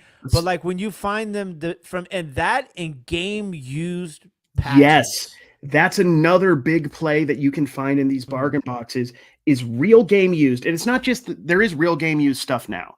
But beyond that, it's the game used from the 90s or the early 2000s. Hall of Famers? Because that was not only really game used back then. It wasn't just like Fanatics printing up 1,000 of these, jerseys or whatever. It's like literally so hard to pull those. If you remember the old Beckett ads from when we were kids, man, and you'd go through like the Beckett, the basketball one in particular, and somebody can find this out there, the old 95, 96, 97 Beckett's, the card, like there was an ad for SPX, I think it was, or Upper Deck. And the main card was like I think it was an all-star Jordan jersey card. I think it might've had an auto, but like the big play at that era, more so than autos or just as much as autos, was the game used thing. Like game used was such a big deal. And I feel like a lot of these companies shot themselves in the foot because I think game used would still be just as much of a draw today. Yeah. The problem is they've diluted it so much with all this manufactured stuff. It kind of started with the blaster box stuff that they would add one per blaster, but those were sweaters. Those were kitschy enough. Like the sweaters are kitschy enough that you could separate them, but it was the incessant use of these napkin, non-specific game replace or anything jerseys that has kind of ruined the value that they could have. But in it's the also market today. increased the value of the older one. 100%, 100%. You're So 100% check right. this out. I pulled this out of a bargain box. Okay, you can only see it probably a little bit. That's Reggie Jackson, Rolly Fingers, and Catfish Hunter. All Damn. three on one card. Dude, All sick. three Hall of Famers. All three game used patches. This is out of two. What did you pay on that? I paid like $2. Dude, like you could 2002, flip. 2002 Upper Deck. That's a $10, $15 card at the minimum, right? I would say. Yeah, I mean, I think I have it listed for like $30 right now. Yeah, and exactly. 25 bucks. I was going through the boxes, found a triple game used, greatest show on turf. Marshall Falk, Isaac Bruce, Torrey Holt, all game used, $3. Oh, that's like such a that's such insane. a no-brainer to me. Like if I had that card when I was 18, I would have passed out. I would have been so excited. I would have been like, I'm not going to college. I don't need a job ever again, is what I would have thought. I would have saved myself 6 years, you know? Yeah. It's so like those are it's crazy because like those are kind of like the things that we look for. And like I'm forever changing and not necessarily changing, but like I learning. Like I love watching. That's why I love watching so many different people because, and especially like when you go to card shows with people, like I've been to card shows with certain people because it's just like picking with people. Some people are like, how can you go picking with all these other pickers? Like, and I'm like, it's like, why do you think people watch YouTube? People pick on YouTube, right? Because they want to learn about it. Dude. Do you know how much besides the fact it's so much fun, like being with other people doing what you do, like, because people don't realize a lot of what we do by ourselves. Like, we're fortunate enough where our wives are, like, our significant others are very like into what we do and don't mind going picking with us and stuff like that, right? Yeah. But like a lot of what we do, you do by yourself. So when you can go out with like other people and like who are like to do what you do too, and it's fun. It's just so much fun, right? But well, like if I was picking if I was at a bargain box with you, you better believe I'd be like picking your brain about what prospect to look for. Obviously, I'm not going to fight you over that day. Yeah. Maybe I would just for fun. But like the next time I'm at a show and you're not there, I'll be like, oh, I don't know, like Colt Keith or whoever the hot prospect is I learned from you that day. I'll find something and I'll make money and then maybe I'll teach you about. And I'll tell you what, it's because we're both going to be at nationals. So like, right. So you're going to be there. Dude, yeah. So we'll have to do like a co-video where like let's do a collab, but let's also just like hang out and dig through boxes. Yeah, but what I'm saying is like what would be fun would be like to sit down, like we'll have like a little like like all right, this table right here or this hour, right? We're gonna see who we'll take down and we'll sit down and we'll compare our bargain box finds. There we go. See like add a little competition. Have a little competition to it, right? Like make it a little bit fun, but like stuff like that is how you learn, and it's like. I think that it's super important to really soak in as much knowledge as you can because I'm always changing. Like I really was like I was spending too much when I was going to the card shows and I was going to the card shops, too much on like name and like the simplicity of the card because of the name, as opposed to getting away from the name and getting more into the rareness of the card itself and the uniqueness of the card. And I think that that's kind of made me a better bargain boxer too, because I realized that like you can find 50 base rookie cards of certain player like in a bargain box, right? And there's some that we'll pick up. I know like you, like with Chet Holmgren, you love picking up that sort of stuff, right? Yeah, at a buck, like, I know it's 2 to 5 on my Whatnot. If it weren't for Whatnot, I probably wouldn't pick them up though. But see, I think a lot of people, sometimes it's difficult to like with one guy it seems okay, but when you get home and you realize, damn, I have 125 base rookie cards. Like, what was I doing, right? Like, because like sometimes you're like, oh, it's 25 cents. It's $1. But like, I feel like now I really like have honed in a little bit more on my skills as far as what I'm picking out of the bargain boxes. I think like to be a good bargain boxer, you have to be a master of the edges, Like you always are going to be educated enough to like you see a Shea Gilgeous Alexander Prism Silver rookie in a dollar box. You're gonna All of know us to will pick pick it that up. up. Everybody, right? We're all picking that up, and then we're leaving. Hopefully, they don't follow us out because we just robbed them, right? You know what I mean? For lack of a better word, that's a little aggressive. That's the kind of card where you like tell them to. You're like, oh, this probably shouldn't be in the dollar box. All in full disclosure, but you want to become the master of the edges. You want to learn like what's this stuff that people are overlooking but is still desirable, and why is it still desirable? Like that number to 25 Chad Lewis is a really good example because it's ugly. It doesn't look like it has any value. The numbering was not super obvious, and even if the person knew it was numbered to 25, they don't. It's hard to even figure out what that's worth. But you just kind of have to know, maybe partially because we lived through that era.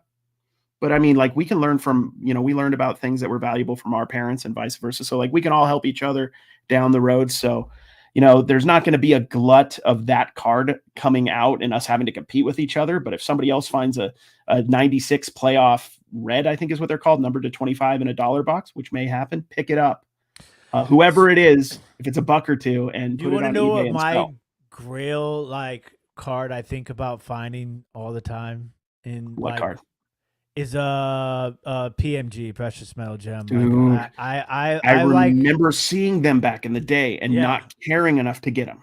yeah, and now like those are like those are like holy grail cards like for anybody. Like I mean like everybody knows what those cards are, but I mean like those are the type of cards I think about like finding at like a yard sale or a flea market or something like that because they're just cards from the 90s that kind of would get mixed in with stuff. It's that one, the essential credential nows for the EX. I got one this last weekend. It was not the 96, 97, the acetate EX ones. It was, it was like Mamadou Njai. It was a rookie from like 2001, 2, and the card was not even acetate. It was not the best looking card. Looked like a normal card. You flip it around, it was numbered to 47. It was an essential credential now. It was $7. There's not a lot of competition. That's going to be a slow sale, probably in like the $20 to $25 range. But I couldn't pass it up because it wasn't perfect because it was a couple years into the run. Lower numbered stuff was a little more prevalent in 01, 02 than it was in 96, 97. There's some nuance there. But still, it was right there where I'm like, I still have to pick this up because it's wild. And there's a lot of them from that era. I mean, PMGs are awesome, the greens and the reds, but there's the Raves. Do you remember the Z-Force Raves, the shiny ones? Those are like $3.99 or below. There's the rubies. People overlook the Skybox rubies a lot. I mean, any of red. that sort of stuff, like I would be happy to find like in the Dude, wild. just any of it. Like, and that may be my next PC because I've been doing the Skybox autographic PC. Honestly, when I am done, the joy is probably going to be in the hunt. And when I'm done, and after I have to probably pay like $800 for the last couple cards in the set on eBay, I'm probably going to sell the set and then go on to the next. I think the love is the hunt. Yeah, that would be so dope too because it's and I think that's a lot of what people kind of forget about, what we do. It's like I think that a lot of what you and I do too is, yes, we're looking for certain names. And for me, like it's with baseball, like I'm doing the back end work because I'm trying to find these guys that I think have potential that I can buy at, $2, $1 that, within the next 6 months, I'm going to be able to 10X my money. No problem. Right. But like the other thing is like people, the number one buyer in our industry is the collector. Okay. 100%. The collectors will always be the number one buyers in our industry. And I think people forget that. That's so important. And that's why I don't care about the market going so much up or so much down. Like people are so worried all the time about, the market's up, the market's down.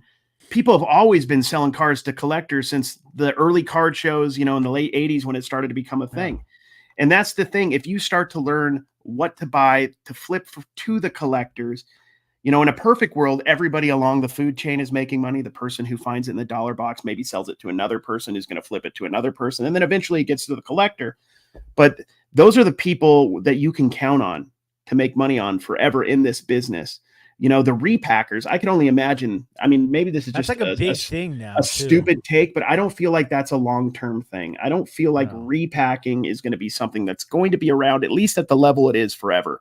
And if you're relying on buying it, I don't know, 80, 90% of comps to sell at 100 to a repacker this is just a thought that I could be completely wrong on, by the way, because nobody knows the future of sports cards. I say it all the time because like there's so many people out there saying like invest in this, invest in that.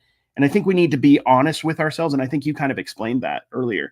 Is like if you are going and like doing all that research on a prospect, at the end of the day, you are getting a little bit of an edge on a gamble, so to speak. You know what I mean? But you are, as long as you understand, as long as everybody involved understands that you are and you have the money to deal with that and you're okay and you enjoy that enjoy the fun of that because it's super enjoyable. That's one thing.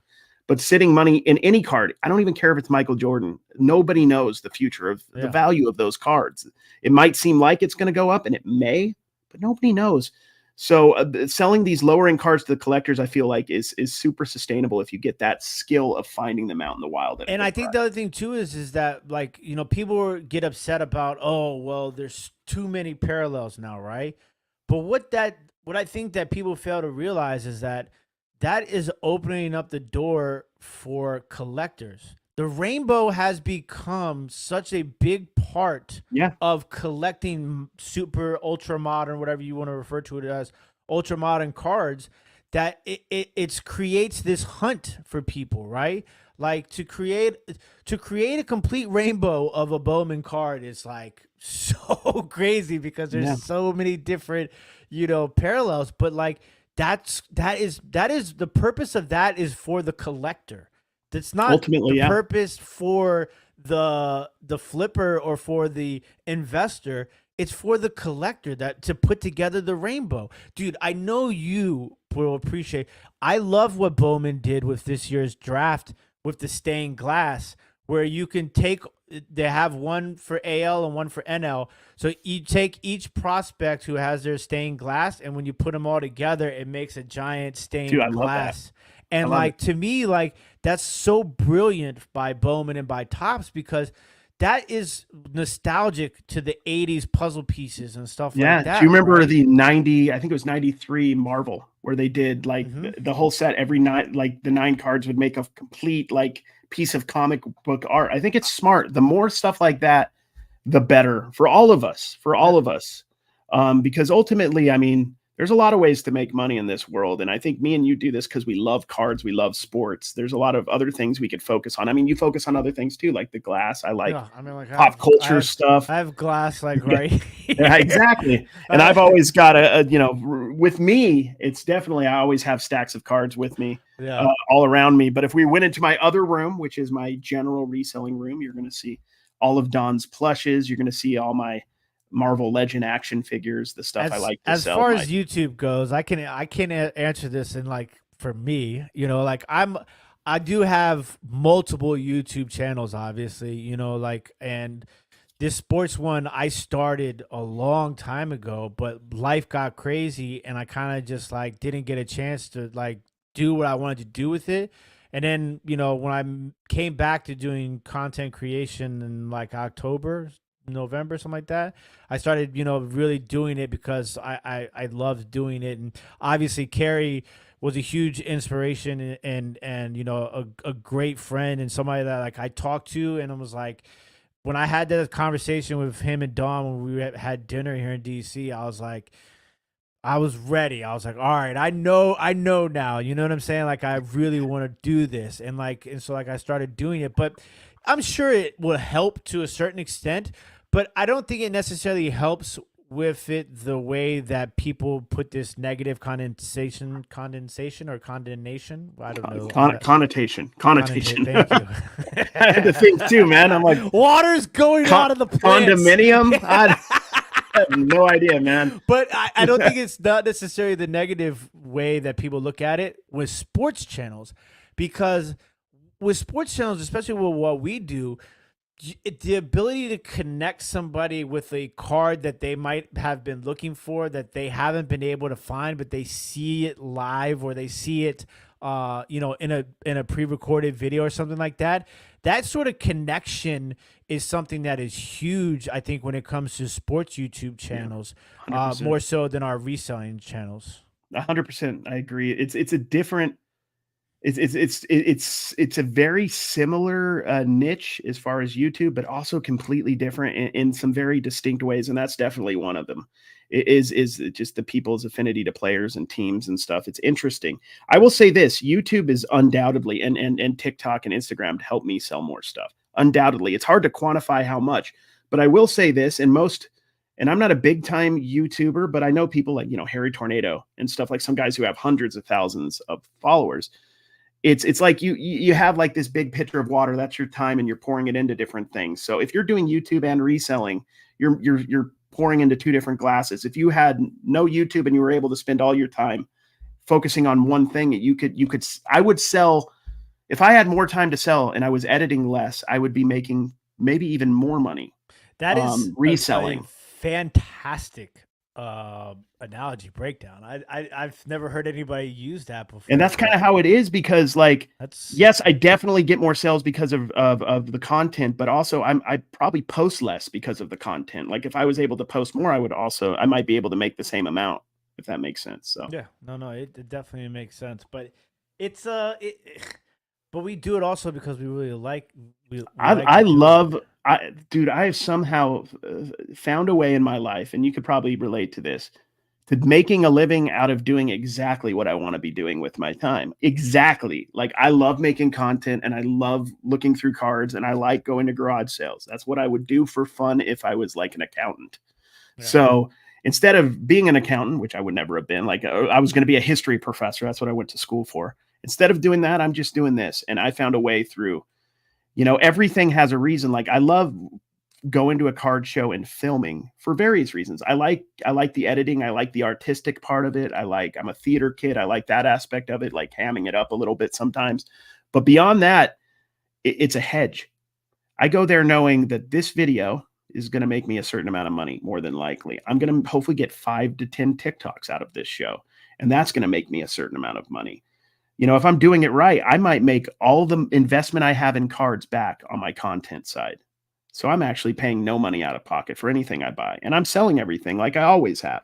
So it allows me to have less risk doing what I love, and more security. When I started reselling 12 years ago, if eBay went away, like I used to worry about that all the time. Dude, if I got in trouble on eBay and they shut down my account, what am I going back to In-N-Out? They don't want me. I got fired.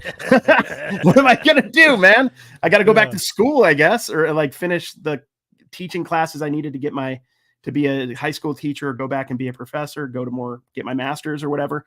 I didn't know what I was going to do, but now, dude, I could make a living off content. I can make a living off flipping. I can make a living off probably to a certain extent affiliate stuff. So it's fascinating, and there's a lot, and everybody can do this. That's what I wanted people to know. Yeah. If you look at somebody like us and go, but you make more money because you have a following on YouTube or whatnot, you can get that. I didn't have it. I got it. And it's not like we have a lot of videos, man, crews or anything like that. No, dude, I got a GoPro. Ask Troy. Ask Troy. I got a GoPro strapped to my chest, and I edit, at night, and that's all I do. You know what's really I found since I started filming more card shows?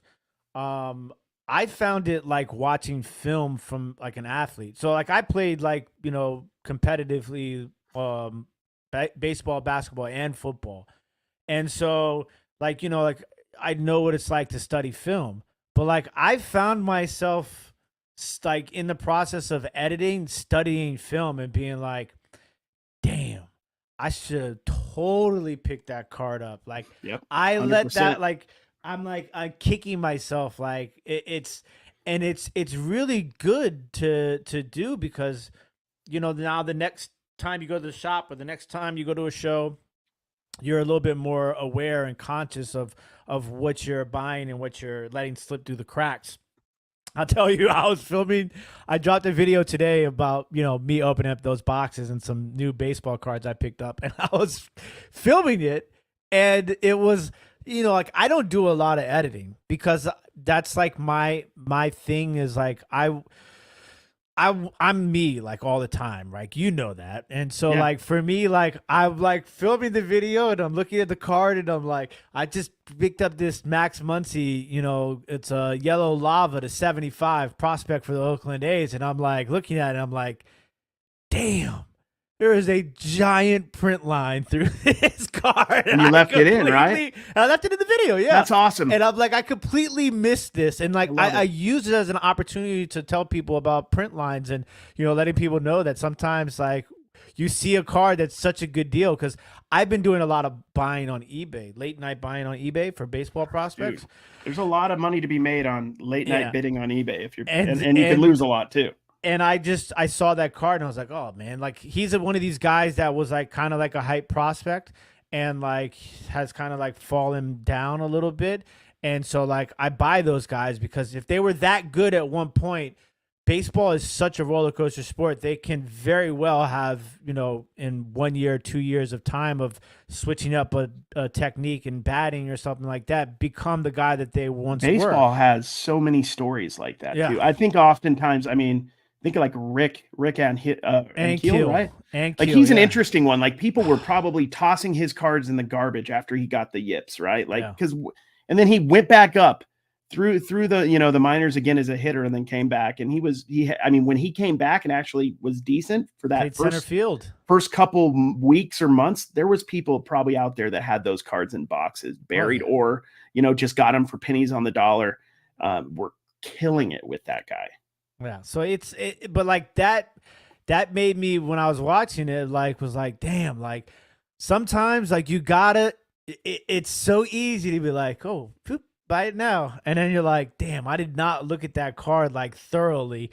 And I completely missed that print line, and it's unfortunate, but like that will probably, somebody will get that card and, like I'll probably give it away, or, somebody might buy it for like $1, $2, like, which I pretty much have into it. So it's not that big of a deal, but it is a good learning opportunity, not just for myself, but anybody else who watches that video, Justin Fields is such a great example. That guy, because you don't see a lot of roller coasters in football, but man, Justin Fields is a roller coaster. Yeah, dude, there's so many quarterbacks are like that a lot. You could think of a lot of, like, I'm at the point where this season I am probably just, and this is, once again, I don't encourage you to do this. You may do this because I'm saying it, but I don't know the future. But I think a fun play at least, would be just to buy an auto of every backup quarterback, just every one. I mean, like, that is like if you get them at the right price, like I can't imagine. It's just kind of like the guys who are spending $1,000 on a card hoping to flip it for 1,100. Yeah. You should be able to get, like, if some of those guys aren't, $5, $10, $15, $20 autos, maybe 30. Like even if they don't ever play that year, you probably can reflip them and get most of your money back easily if they don't work out. But there, especially this year, there's like 5 or 10 of them that just blew up. Like Jake Browning. I mean, come on. Yeah, Jake Browning. When Brock Purdy, he didn't even have rookie cards like that, right? Like in the initial like runs of the stuff, nobody was buying Brock Purdy, right? Dude, nobody. And his story, he man, was his in dollar insane. boxes. 1,000%, you can find Brock Purdy Prestige rookies. I'm pretty sure it was either Prestige or Score rookies in a dollar box. And that's the time where like he's a rookie quarterback. So you could theoretically in your mind say, I could reflip this in 4 months and get my dollar back if I need to. More than likely somebody will be a fan of the team, unless he gets cut. Maybe you wouldn't be. Why not hold rookie quarterbacks like you do first Bowman paper? Yeah, if you're paying low, then there's really no risk. Or like, I feel like you could be a lot more aggressive with holds if you're buying in lots too. Like you're buying a box. So if you're buying a lot, you could just divide out the cost of each card based on, you bought 100 cards, you spent $100. Even though 3 of those cards are going to cover your 100, you could say each card's $1, right? That's just how you're doing your math. You could hold some of them, and because you're going to make your money on 17 other cards and double your money, you could just hold the rest just to see what happens. You're already in the profit for that deal. Yeah. So you're not going to lose. I haven't looked into his prices much, but I'd imagine that Bryce Young is probably a great off-season. I've been buying low buy right now. I've been buying. I've been stacking. Well, I mean, for me, more aggressively than usual. Like My goal, this might sound silly, but like my goal is to just get about 100 Anthony Richardson, and I'm talking Donruss Prism, just base some Oh, color if I can I get. love Anthony Let's see if I Richardson. can get some, because I feel like people are too down on him because he was good and just kind of got hurt. Like he was Yeah. doing really well. And Bryce, I mean, they're not giving up on him yet. So I feel like, and then it's not even that. I'm planning on getting rid of these cards more than likely in August when everybody's speculating, because that's my big learning that I did this last year, is that I held on to some of I bought too much in August and didn't sell enough in August. Football. I should have been selling more and not buying so much, because a lot of guys went down once the season started because they didn't live up. Fantasy football draft season is one of the best times to sell football cards, especially for at least this last year, that's what it was. And I should have, I definitely gambled and won a few gambles. Like I bought a few Kyron Williams. They did really well. That Nico that I bought, that was jersey number. I'll never forget that. People were giving me, that's a great buy. People were giving me crap about that, saying that I paid up. I paid premium for that. I love that buy from you, because I've been high on Nico. So it's like I watched a lot of like what you were talking about with like college basketball and stuff like that, and like knowing those sort of guys, especially the guys that like are going to be in the draft but don't play for a college team right now, like, you know what I'm saying, that are playing like EuroLeague or G League or stuff like that, you know what I'm saying? But like with football, like I love college football. So for me, like obviously I knew who Kyron Williams was, because like he was one of my favorite players at Notre Dame, you know what I'm saying? So like but like with Nico Collins, I was like so in on the Houston Texans. Obviously I was a little early but like to me it was like they drafted in that same draft Davis Mills, right? Davis Mills, they drafted Nico Collins, they drafted Brevin Jordan, right? All in that same draft. So for me, like when I'm looking at like buying in breaks, like I don't buy in as much breaks now as I used to, because I've, kind of switched gears and more into value buys. But when I look at breaks, I look at most potential per my dollar, right? Like it's so easy to get caught up in the hype and spending $100 on a team. But like the Houston Texans, I look at it like they have 3 offensive rookie players, right? And at that point in time, Deshaun Watson wasn't looking like he was going to play. So in my back of my mind, I'm like, Davis Mills is going to have a shot. I mean, I know Tyrod Taylor had to get hurt for Davis Mills to get his shot, but same thing with Justin Herbert.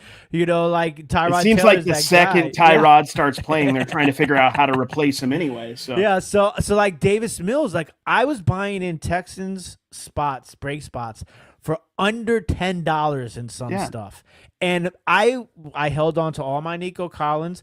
I sold all my Davis Mills at the height, which I was glad about. I have one left that I didn't sell, but I managed to make a good amount of money on Davis Mills, and I held all my Brevin Jordan. And then Brevin Jordan scored the longest touchdown in the Texans season. I think it was in the first playoff game. Yeah. And I was buying his National Treasures Collegiate RPAs of Brevin Jordan for under $5.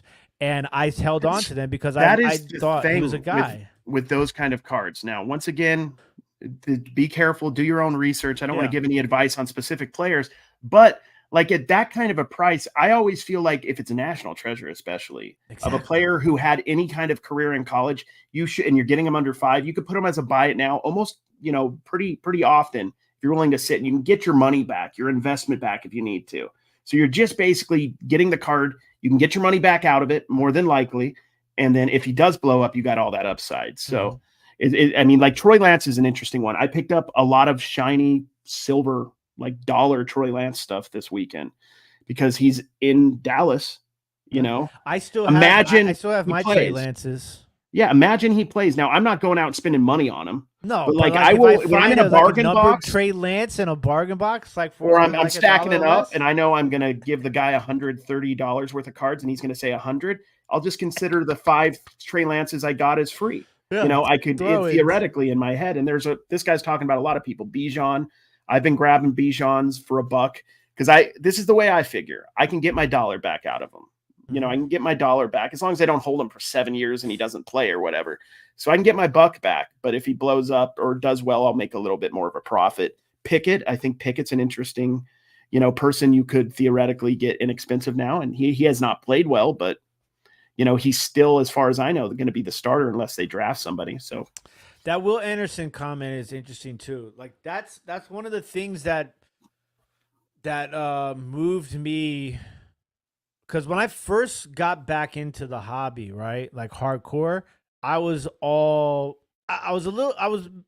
basketball drew me in, right, but it was so difficult at that time to find basketball cards. Like I was at Walmart at like 5 a.m. and I met some guys who like I am still cool with now, like I see on the circuit and stuff like that, through standing in line at Walmart at 5 a.m, right? That was a wild time, wasn't it? My God, it was crazy. That was a wild time. It was so crazy because it took me about 4 months. Not, maybe a little bit less, but months of scouting and going to the Walmart and trying to figure out the exact day and time that they were restocking in DC. Because I didn't remember DC. Like, it's not like a million Walmarts or like a big. It's very different here. So like I had to map it out, and I remember the day I finally figured it out, and I was like, this is it.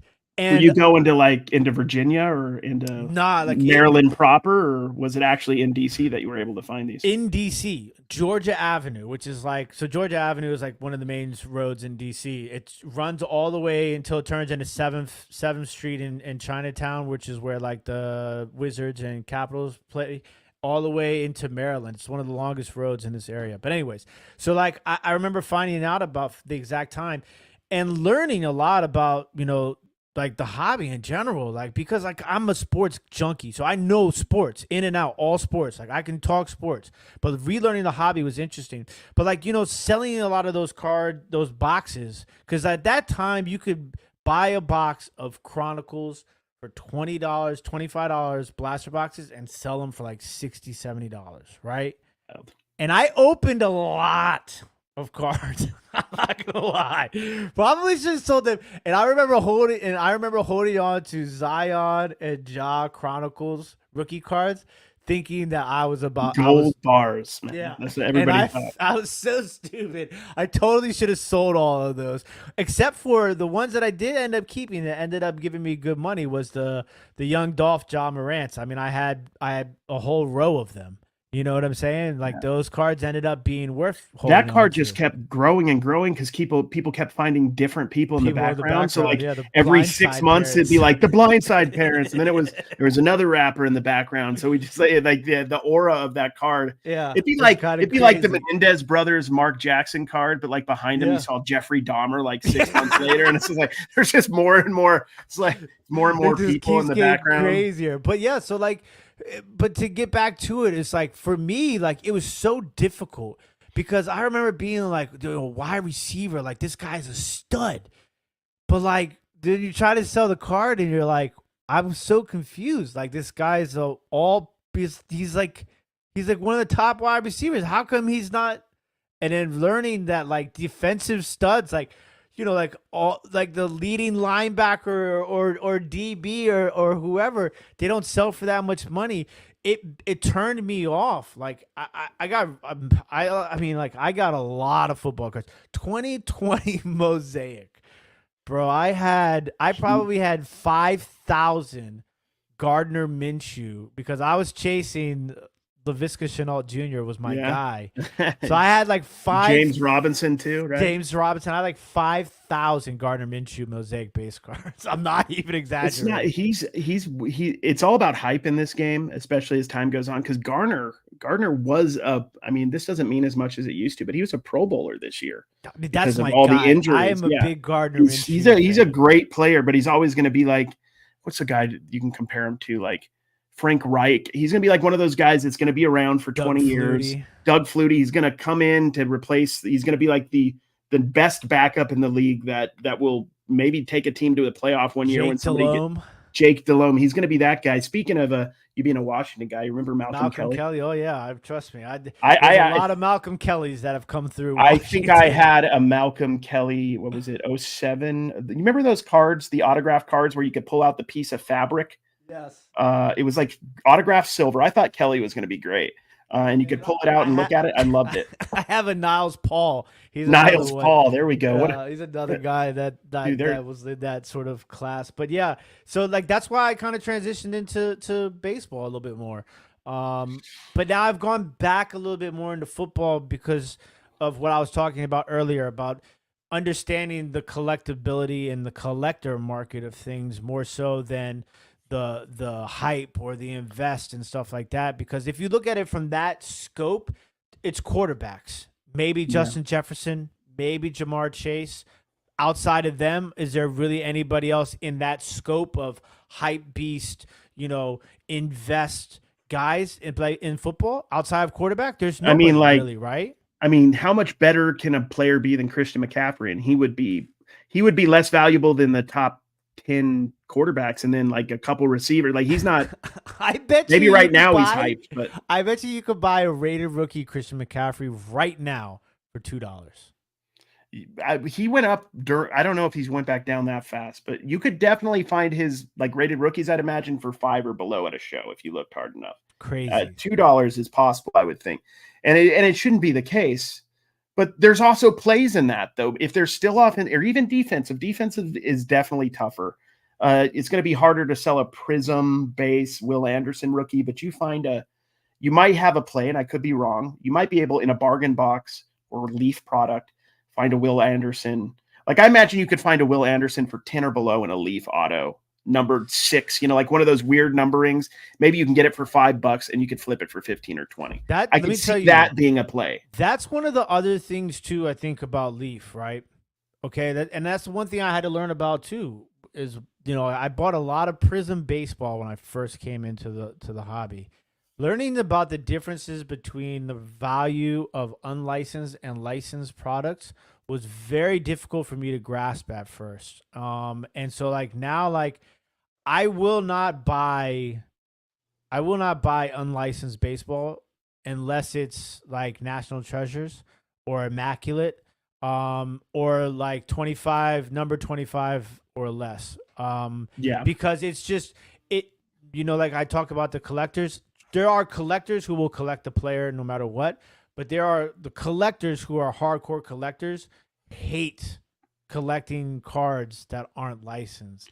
But when it comes to Leaf, right, and autos, specifically like high football guys, right, and there are people who want an autograph of a player that just cannot afford it at some of those other levels. And to be able to like, people should never be priced out of a hobby, I think, right? Because that defeats the purpose of it being a hobby. So I think that Leaf has an important place in the industry and in the hobby because people want an autograph of a guy that they really want. It's and they shouldn't have to spend accessible. They shouldn't have to spend $3,000 on a CJ Stroud autograph. You know what I'm saying? So like for me, like I sell Jaden Reed. I made a lot of money on Jaden Reed, wide receiver for the Green Bay Packers. And there's a lot of guys that sign in Leaf that don't have cards or rookie cards or autos initially when those other products first drop. So it's like there's a lot of value in Leaf. I think people underestimate. It's all about it's just when you're flipping, it's all about the buy. And a lot of times at booths, Leaf or in bargain boxes or in displays, Leaf is the overlooked, like, I don't know, stepchild, I guess. People don't like them, like dealers don't like them. And to the point where you could pick up, like I showed you, I think you might've saw on my Instagram the lot with the Roman Anthony, obviously. And I got 3 1-of-1s. They weren't great players. I sold 2 of the 1-of-1s for like 15 or so a piece. I don't even know who the dudes were. And the Roman's the main guy, but I got a bulk deal. I'll make a little profit, but I wanted to see how it would go. But I picked up a lot of Leaf from that guy because, for example, I got like Armando Bacot. A lot of people don't know who he is, but he's one of the best players on a top 3 team in the country right now. Tar Heels. He was also in OBX, the TV show. Oh, was You know he? See, that? I didn't Yeah, even know he that. had I he didn't had a know that. cameo in that show. See, I didn't know that. So, and then I got that, and I didn't realize till after I bought it. It was a jersey match, 5 of 15. I picked it up for Love that. $3. Yeah. $3 for a guy that inevitably is going to be talked about here in about a week or two when March Madness. March Madness starts. I've already gotten like a $12 offer I turned down. Maybe I should have just took it. I mean, you're not going to get rich off this stuff, but it adds up. You get a $6 profit here, a $12 profit here, an $8 profit there, and that stuff is highly overlooked, especially for the mid-range guys or the guys that people aren't paying attention to in college. Like, dude, that I got Leaf multigraph stuff is insane. I got a what is it, a 6 autograph card. It was $15, but it was actually less because it was bundled. Had Zach Edey, who's the #1 player in the country, or number 1 or 2 on Purdue. They just lost, unfortunately. It had a bunch of other stars on it, in college basketball. For that price, just based on the sheer volume of interest that it would garner during March Madness, I can't see how I could possibly lose on it. I might, it's possible, but I mean, it's just when and if that was on any Bowman U kind of product, I couldn't touch it for under $200 or something, some ridiculous amount. And the fact that it was $15 is insane. The Leaf makes some crazy cool cards. They do. They're aesthetically pleasing. In Leaf Trinity have always been some of my favorite patches on cards. Yeah. They are so sick. I find those in the bargain boxes all the time. They always look good. Yeah. I have a Ernie Els, Tom Lehman, both for those who don't know, those are both golfers. Yeah. Dual patch, event worn glove patches numbered to 5. Like, where else are you gonna find a card like that? If you're gonna do, like, first off, don't just do random pieces that these players have never worn. But if you're gonna do event worn stuff, like the gloves are a great idea because there's lots of colors in them. I'm a proponent to a certain degree of the sweaters, to a degree, because oftentimes they look amazing because there's so much color in it. It's aesthetically pleasing. I have an entire stack of golf sweater patch cards. Those are great. Those are great. I'm talking even the cheap ones that players may or may not be wearing. If they were wearing them and you're picking up like an Anthony Richardson and it's got the white and the blue and it just looks really cool, there's a certain value to the aesthetic of it. It might not be more than $7, $10, but if you're picking them up in a $1, $2 box, they could be worth picking up. Possibly. They're actually not worth a ton right now, but I could see like stuff like that having value, especially when it first comes out. So. Okay. One more patch thing. Yeah. Racing cards with like pieces of the hood or like the tires. Those are dope. Those are classic. So cool, right? Those are. Press pass, man. I got this. Speaking of yard sales earlier, I got this whole thing, and I've sold some of these on Whatnot, but these are all like early 2000s, 90s, like die cut. Look at that. This stuff is a super aesthetically pleasing, and on eBay it doesn't go. I mean, these would be $2 free shipping cards for the most part, but I have a couple NASCAR guys that come in my show, and when they're there, I'll be like putting a few of these in sleeves, and sometimes I sold some of these for like $4 or $5. And I bought all of these and about 20 more that I've already sold for $3. Yeah. So, I mean, like, when you get them at the right price, yeah, would I normally deal with these? I mean, I probably would have paid 10 for this whole lot because there's enough stuff that I could run through Whatnot. But the old press pass 90s NASCAR stuff, not super valuable. Maybe the tire relic ones are a little bit better, but they're aesthetically insane.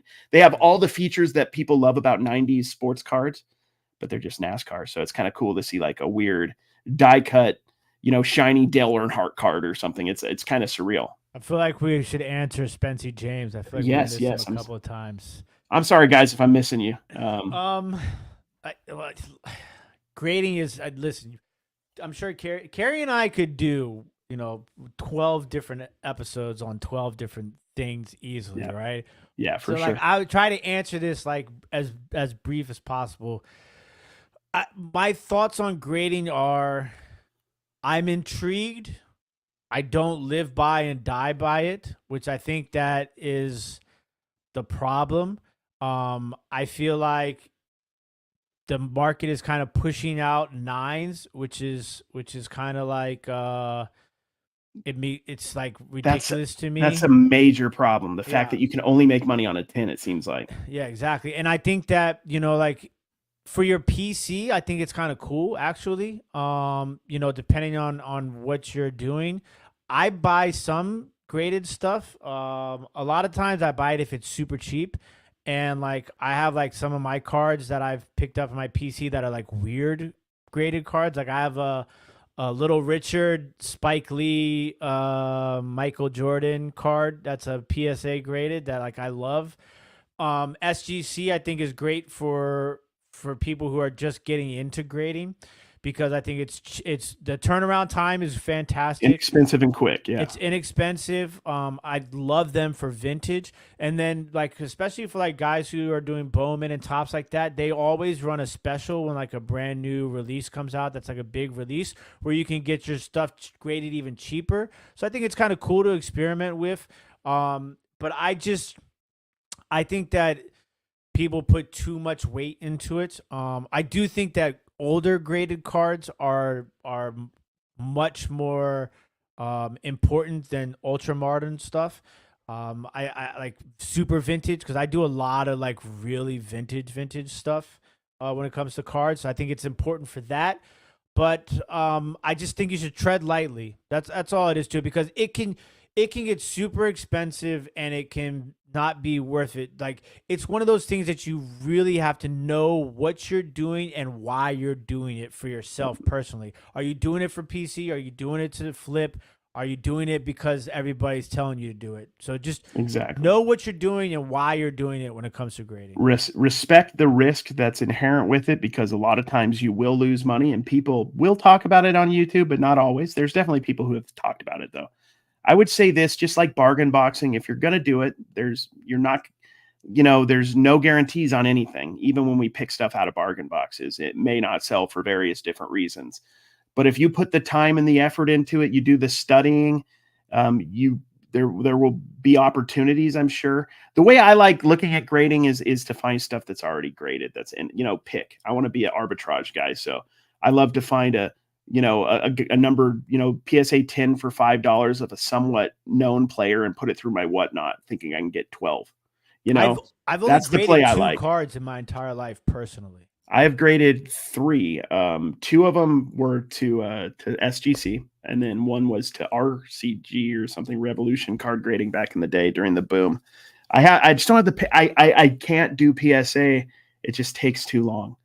It's Right. it's a whole different level of gamesmanship and speculation that I don't feel comfortable with because It gets a lot. crazy. Like Yeah, it's people just out there with magnifying glasses. yeah, And it's it's a how am I it's a supposed to compete with that? Like I can't. I look at a card, and if it's not like completely off, I'm like, man, this thing, damn, this looks like a 10. I'm more And I interested think I in can get the back a 6. I'm more interested I'm not super interested in graded stuff like aesthetically. I don't really care about a card's condition per se. I care about the card. Like for example, I would love to have a bent in half Michael Jordan rookie because I could get it cheap comparatively to the market. That would be more it would be more interesting to me than buying it in a high grade because I don't want to spend that kind of money. Yeah. So since I'm not going to spend that kind of money on a high grade Jordan, the only way I'm going to get it is in my head feel okay with buying it would be because of some issue.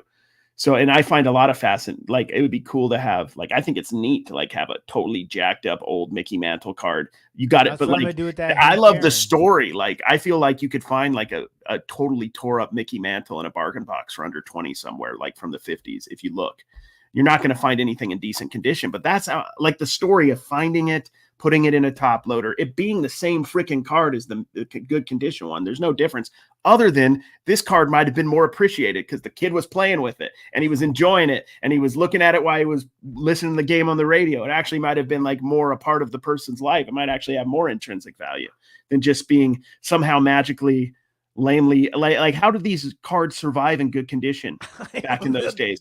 Those kids, my dad put them in bicycle spokes.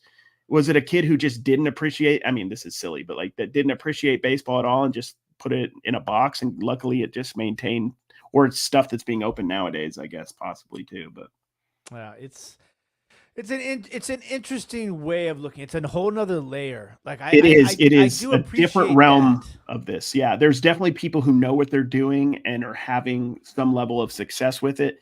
And I feel like it's like akin to what we're doing. It's a different niche within this Hmm. niche, Yeah. like of people buying and flipping graded cards or buying them already graded or sending them in to be graded. It is a I mean, and then layer. you have like the crack and resub, and I mean, like Yeah. it's a whole nother The genre cool of thing the about hobby. any niche you get into, like reselling, I talk about this all the time. Like you can go into a thrift store and you can go to 100 different areas, like 100 different types of items, and then there's 100 layers within that item. So you can go like, I want to resell clothing. Okay, you want to resell clothing? There's a lot of it in a thrift store, right? What kind of clothing do you want to sell? Okay, there's Jackets. like, I'm a yeah, jacket jacket. You're reseller. a jacket guy. Okay, you're a jacket guy. Do you want to do the hot stuff like Arc'teryx right now? Do you want to get into vintage stuff? Do you want to do old Levi's stuff? Do you want to do like wool line stuff? Do you want to do, I mean, like there's so many layers and layers. Do you want to do only sports starter jackets from the 1980s Detroit Pistons? I mean, what do you want to do? There's so many layers within it. And there's the same thing with cards. Like you can make money in the bargain boxes. You can make money flipping, I guess, like Desmond Ritter 101s at the right time. You can make money doing 1,000 different things, including doing the services like cleaning the cards, like Mr. Minty or something, and make, you know what I mean? So, or the Luke the Cardist, the guy who just makes unique card art out of cards, which is I'm a sucker insane. for And I card love, art. dude, I am too. I found a one of one. It technically was Steph Curry out of a bargain box for like $2. And I'm like, I should have kept it because it was dope looking. What's Rod talking Oh, it's Rod. Hey, Rod. What's up, brother? What are your thoughts on the NIL has changed college football and the impact it has on collecting football cards? Do you think it puts value on picking up college base, et cetera? Bowman, you. One of the most exciting parts of collecting, in my opinion, the last couple of years is the NIL, and it basically is turning in college football and college basketball into baseball prospecting, which is fun. There's about? risk, of course, but like I really love, like I've been getting into the Bowman U stuff lately for basketball, especially because I feel like the market is really not educated on a lot of this stuff, and I'm finding some, I feel like some possibilities. Of course, I don't know the future. I could lose on every one of the little speculations I'm making, but I love it. I'm really, really, if you guys aren't following Gaby's card stacks at all, he does football and a little bit of basketball, and he's deep in it. He's a good follow on Instagram and YouTube for that. Yeah, for me, it's like as a college sport junkie, like college athletes have been taken advantage of for so many years. Amen. Like, it just Seriously. sucks so bad. I feel so bad for those guys. Like I know some people who have played college sports, and like it's tough, man. It's really tough for those kids. So from that aspect of it, I understand it is changing college football, but college football has been changing before NIL. The conference realignments are, I mean, next year we don't have a Pac-10 for the first time in my. Well, it's not Pac-10 now; it's Pac-12. Before now, we're not gonna have that for the first time in my entire life. That conference is Yeah. done; it's gone, right? It's So weird. It's like, weird. that stuff is like already happening, and so. But as far as like the Bowman stuff goes, I think it's really interesting because I've talked about this multiple times throughout this live. Like sports cards is becoming more and more of a day trading thing. And I think that before you were never able to capitalize on a 6 touchdown Heisman front runner game Yep. in the fall like you can now. Like there's a chick who college basketball player, right? What is her name? Juju Watkins. Yeah. Yeah. Yeah. She had like a UConn, right? 50 she had like a 50-point game earlier this month, right? And she's got a basketball card. And Dude, like and that stuff is going for the crazy Bowman money. U women's basketball stuff and the McDonald's All American women's basketball stuff. You could find that stuff, like I would imagine, in bargain boxes. And I'm talking not speculating. I'm talking like you can find it undervalued in bargain boxes right now because people are just sleeping on women's college sports or high school sports. And there's flipping. I picked up a couple different women's basketball cards this weekend that I feel like were undervalued. And there's people out there that like, and I'm learning this a lot more since we've gotten involved with district. and like meeting new people, and like a district has opened my eyes to a whole nother world of selling and buying cards, and I've met a lot of interesting people. I mean, there's the wrestling community is crazy. Like my guy Sway Nostalgia, he does wrestling breaks and stuff like that. Like, and they just opened up, like they did I think it was a case break of Elite Wrestling, right? And there was a Stone Cold Steve Austin auto in that like break that they That's pulled. Like awesome. that's crazy, right? And then Yeah. like my guy Shamrock Cards, he does women's soccer. That's it, women's soccer. And like there's multiple professional women's soccer leagues, but like there's cards out there, and it's just like Donruss has blaster boxes yeah, of women's soccer right now. it's World super Cup. it's super like interesting, and I think that like learning more about stuff like that in hockey, like I've been the new kid, what's his name, Bedard. Bedard, yeah, Connor Bedard. He is breaking like hockey card market is going crazy. Like they do like a OPG, right, which is old school stuff when I Yeah. think about it, hockey, right? But like they just put out like a paper set that like used to be like $100 or whatever, and now it's like 1,000 because of this kid, right? And it's like all paper. There's not even like like they have a chrome set that comes out released Yeah. after that, but like it's just I don't know. I'm trying to get more into that too, because for me it's about knowing more than, not necessarily knowing more, but knowing about stuff that the masses don't already know about. You can get so I'm ahead of talking the about game. like with the bargain boxes, you got to be a master of like the edges, man. Like the stuff that is popular, but that people are often overlooking for various reasons, not just because so that you like so you know what's selling, what's not, but that's the stuff that people are like the dealers are overlooking and putting in these boxes that Yeah. have value. It's not Like you can, CJ Stroud. Throw it in the yeah, and 25 Caitlin cent Clark is box. the player. Everybody knows about Caitlin, but like Juju Watkins or there's various other like Hannah Hidalgo. There's other like college women's basketball players. I mean, you could find what's her name? There's Megan Rapinoe. There's other women's soccer players that are Alex Morgan. Like you can find that kind of stuff in and maybe it's going to be harder to find yourself a Victor Wembanyama in the bargain box. But I swear I picked up a couple Victors this weekend for $5 a pop. Now the market has gone down overall on him, but $5 is still pretty low. Like I can make some money on eBay, but also Whatnot.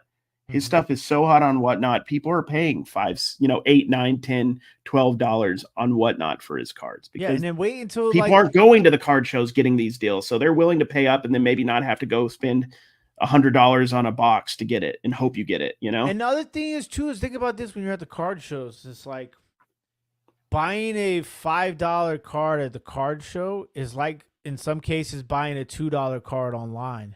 Yeah. So like sometimes like I think people they don't calculate stuff like that. So like when I'm buying on eBay, like I take into consideration what the shipping and everything is, because I'm like a total how much I'm putting into a card. But when you're at the card show, you don't have to pay shipping. You know It's what a I'm saying? very You gotta good pay point. tax. And a lot of times these prices on the cards are not it's like so you're getting a $5 card that would be $5 plus shipping on eBay, but let's say, and a lot of times if you're doing well, you're getting a card that's worth more than $5 plus shipping. Let's say you got a card that was $5 plus shipping. A lot of these that are selling are not $5 plus eBay standard envelope. They're $5 plus $4.50 or $5 shipping, right? So if let's say you're actually it's a $10 card. So you buy that for $5, it's a $10 card. You use standard shipping, envelope shipping. It's a Victor Wembanyama, so it's like white hot right now, and you make the $2.50 in between because you're shipping it cheaper. That's one thing I want to try and figure out if I'm gonna do moving forward is I refuse to ship in standard envelopes, but I do it all the time, man. I know and you do, and I feel like I've been missing out, but it's just you are. It's tough. I'm the old What- get what's- off my lawn when it comes to that. What's your reasoning? Like it's because you don't think it's going to take care of the cards. Is that it? I don't know. It's weird because like I feel like if I'm as stubborn as I am, I should have a more definitive answer to that question. But I don't really have a definitive answer to it. I charge $3.99 for shipping, and I ship in a bubble mailer every single card. But I also don't sell a lot of my, like, I have more cards that are ineligible because it's over $20, right? I have Yeah. more cards that are ineligible listed that than are eligible. But like, I feel like if I decided to do standard You'd envelope, be it might buying more open of the under exactly. And $20 stuff. yeah, so it's just, I think it's just a matter of me trying it. I have had some issues on the opposite, on the buying end of it, but as it's weird because as a buyer, I buy it all the time. And You it's know what also I'm like as saying? a business, you have to respect like sunk cost. Like there's going to be obviously you send out 1,000 standard envelope cards. I mean, it's not that bad. 10 cards have issues, maybe 15. Mhm. And you just write, I just write that off, let the person keep it or send it back or whatever. It's not really that big of a deal to me on that end.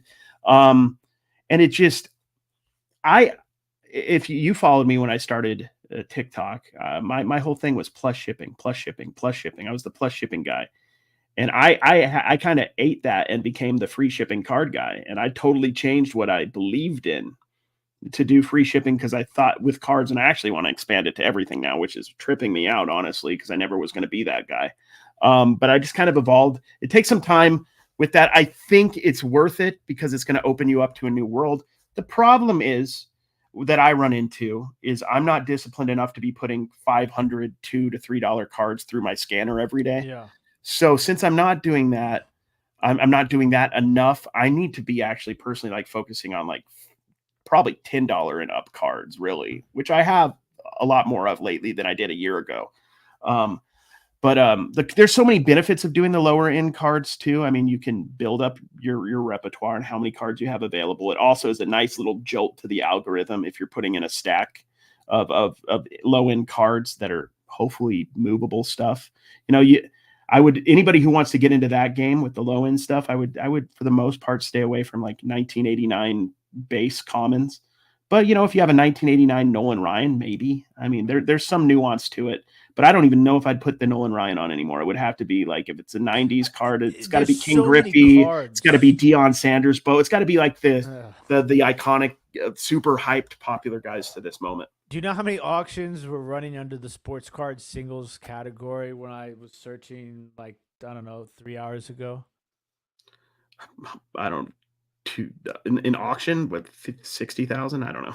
1.9 million Oh, that was in auction. in auction. See, I was way low. I'm not even sure, It's kind of dude. crazy, right? People under, I mean, cards are so to somebody who's out of the card game. A lot of us here are in card reselling, but when we talk to a lot of people who are in general reselling, I think there's so many people who are intrigued by sports cards, but cards are so tricky in the sense that you really have to love them and you really have to deep dive into them.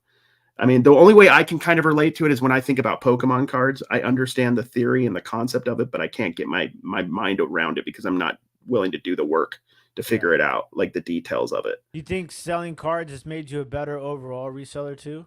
100%, Yeah. 100%. I mean, there's That's things I how I learned from feel. doing cards that I applied towards picking. But I mean, the cards are just such a great thing to resell in general because I mean, storage and shipping is the Yeah. number 1 and 2 reason to sell That's cards. that's one of the biggest things that's turned over into my overall reselling is learning storage and shipping from that. So As a guy, like I had a 3,000 square foot store and auction house, 3 storage units, a 40 by 10, a 25 by 10, and like a 10 by 10 when I met Don 10 years ago. None of them were organized very well, but they were filled with junk, right? Filled with big, bulky crap I was selling locally and on eBay. And maybe 1,000, 2,000 items. Right now, I got a five level metal, nice metal, like these behind me. For my cards, I don't even quite fill up 2 shelves for all 68, 6,900 cards I have listed on eBay. Hold on one second.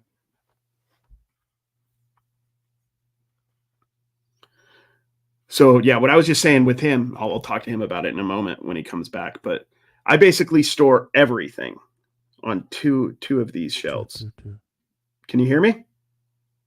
I can hear him still. So all my stuff on two or three shelves, basically. And that's the thing. Like I could have 100,000 cards on eBay in my extra room right here in my apartment. So that's a big reason. And everything's shipped pretty much in an envelope unless it's over $20. Can you guys all hear me okay? Let me know if you guys are still here. We're probably going to end it here soon in a minute anyway, even if he comes back, because it's been almost 2.5 hours. I do all eBay standard. You can't lose. I mean, I love eBay standard envelope. It changed. I was so excited when they first announced it, and I was like on board the first month. And I can't tell you how much in my life I have been served by being willing to take chances on these new things that happen. The reason why anybody knows me on YouTube is mostly because I started on TikTok, and I started going heavy on TikTok when a lot of people weren't. 2019, and it was a lot of dancing and not a lot of people talking about reselling and sports cards, which I talked a lot about back then as well. And eBay standard envelopes, a game changer. It's definitely not as sexy to sell a $5 free shipping card as it is a $1,500 card, but you can get a lot more of those a lot cheaper than you can the $1,500 cards. Sorry, just joining. Are you shipping in actual envelopes or something different? There's certain regulations with the size, so you don't have to sell them in actual envelopes. I do. I sell them in the smallest envelopes I can get in a simple top loader, like so. Basically a card like this with a little painter's tape, and I put it in there. I don't do any cardboard. I think that's overkill. I think a lot of that isn't necessary because the amount of issues you have when you don't use it are minimal. And as long as you're a good seller, meaning like you're going to refund somebody if there's an issue. Now, obviously, if it was a $3 card and somebody messaged me and said, this is like such an important card for my PC or something, I would protect it better, I guess. But like, I'm not going to put that extra layer of protection, bubble mailer, and cardboard unless it's like a more expensive card, $20 and up. And even then, well, yeah, $20 and up. Dawn, my girlfriend, does the shipping. She puts cardboard on them, I believe. I bought 2 binders of Pokemon cards at garage sales for $10. I made $1,400 in 1 month. I learned real quick. It wasn't hard to learn them. That's awesome. And that's another thing. Like at 10, I pick up Pokemon cards all the time. Like you might have seen one of my recent main channel shorts. I picked up 2 bags of Pokemon cards, a lot of them shiny, for like $8. Card Dealer Pro, by the way, guys, does Pokemon cards now. I think I was going to test it out today to see how it worked. So with like a scanner and Card Dealer Pro, I might get more into Pokemon cards, because I love cards. I'm intrigued by all of them. I do not understand Pokemon. It came out in like 99 and I was in high school and thought it was a kid's game, you know? You ever done Garbage Pail Kids? Yeah, dude. Most of the Garbage Pail stuff I've done has been on Whatnot.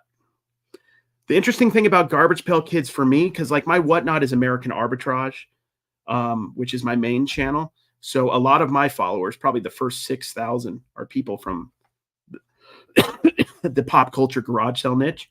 And the thing about Garbage Pail Kids is they're like, everybody loves them. They don't even have to be into cards. And sometimes I can get a premium on stuff like that because I'm selling it to people who are collecting or other resellers outside of the card niche. They're not so worried about each individual price. But I've sold packs on Whatnot and done really well. And if I find lots of them, I'll run them through Whatnot usually. And if I found originals, I'd probably put some on eBay for sure, because they're fun. Card savers are cheaper team bags and card savers for me on sub $5. Yeah, that's probably not a bad idea. I haven't done that. I'm paying, I'm getting a case of top loaders right now, and I'm not paying much per top loader. Very little. I think I'm ending up right now. I think I'm paying around $2, a little less or so, for 25 top loaders. Card savers are a little cheaper though, so I definitely get what you're saying. Semi-rigid and a regular envelope. Yeah. What is your favorite off-the-wall non-sports card that you enjoy? Oh my gosh. I really recently, and I've talked about this, I enjoyed finding those professional bull rider cards, the PBR cards. It was at a local thrift store here in Vegas. Some of them were decent. There was a couple cards from the guy who was in 8 Seconds, the guy that passed away. Those were like $10 cards. I just thought those were interesting. Bull riding is like such a fascinating sport. We go cross country every year, like thrifting across America and bargain boxing across America. I think it was a year ago or 2 years ago, we were going through, gosh, one of the states, and they had like, it was Cheyenne, Wyoming, and they had the professional bull riding finals in town, and it was just like a cool cultural thing. And they have a big event here in Vegas too. So those are neat. Non-sport wise, gosh, I've been selling the heck out of the Ninja Turtles stuff, the stickers from '89. I probably sold about 20, 30 of them in the last 2 weeks because I got a little box of them out in Webster, dude, out at the flea market in Florida. I look at it as we're providing a service by basically catalyzing, see, I'm getting tired, guys, cataloging these cards that are worth $2 to $250. Yep, exactly. And that's wherein the value comes, is like people are always going to be willing to pay $2, $3, $4 for a card they want because they're not going to go out and look for it or find it. So there's a certain cost, and for everybody it's different. Obviously, a millionaire might pay $100,000 for something frivolous they want, but almost any normal person, if they loved, I don't know, Walt Weiss of the Oakland A's might pay $3 for his rookie card, no matter what it's actually going for day to day, just because the convenience. You're the first listing they see, whatever. I appreciate you guys. I don't think Tim's coming back, unfortunately, but I'm getting tired. It's been 2.5 hours. This has been fun. I hope you guys enjoyed this. I'm going to try to do this more often. I'm traveling a lot. This time next week, I'm heading back out to Florida, so there'll probably be some more flea market picking videos for cards. I love those. And I still have like 2 videos from Burbank, so I'm hoping to get those edited and out during the next couple of weeks. I should have the next regular video out in the next 2 or 3 days, Burbank video, and then I'll have another one out next week, and then you'll see some flea market videos after that. So the next video, I would imagine the next video, what day is it? Wednesday. I should have one out by like Saturday, maybe sooner, but I'll have one out in the next couple days. I have at least 2 more Burbank videos I can edit, maybe 3. I got so much stuff, guys, at Burbank, a ridiculous amount of stuff, and it was so much fun. Oh, dude, he's backstage. Dude, I didn't even realize you were backstage. Were you there the whole time? No. I was coming in and out. I don't know what happened. I have an internal preamp and stuff in this mic, and the sound just went out. So I yeah, it's all messed up right now. I don't know if everybody can hear it, but it's like really bad. Okay, well, I just wanted to come back and say goodbye. Okay. We appreciate you guys. Thank you all for being here. We'll probably do this again. Hopefully, you'll be able to do it with me, Tim. Appreciate you, man. Hang on. We'll end the stream. Thank you, guys. I appreciate y'all. Take care.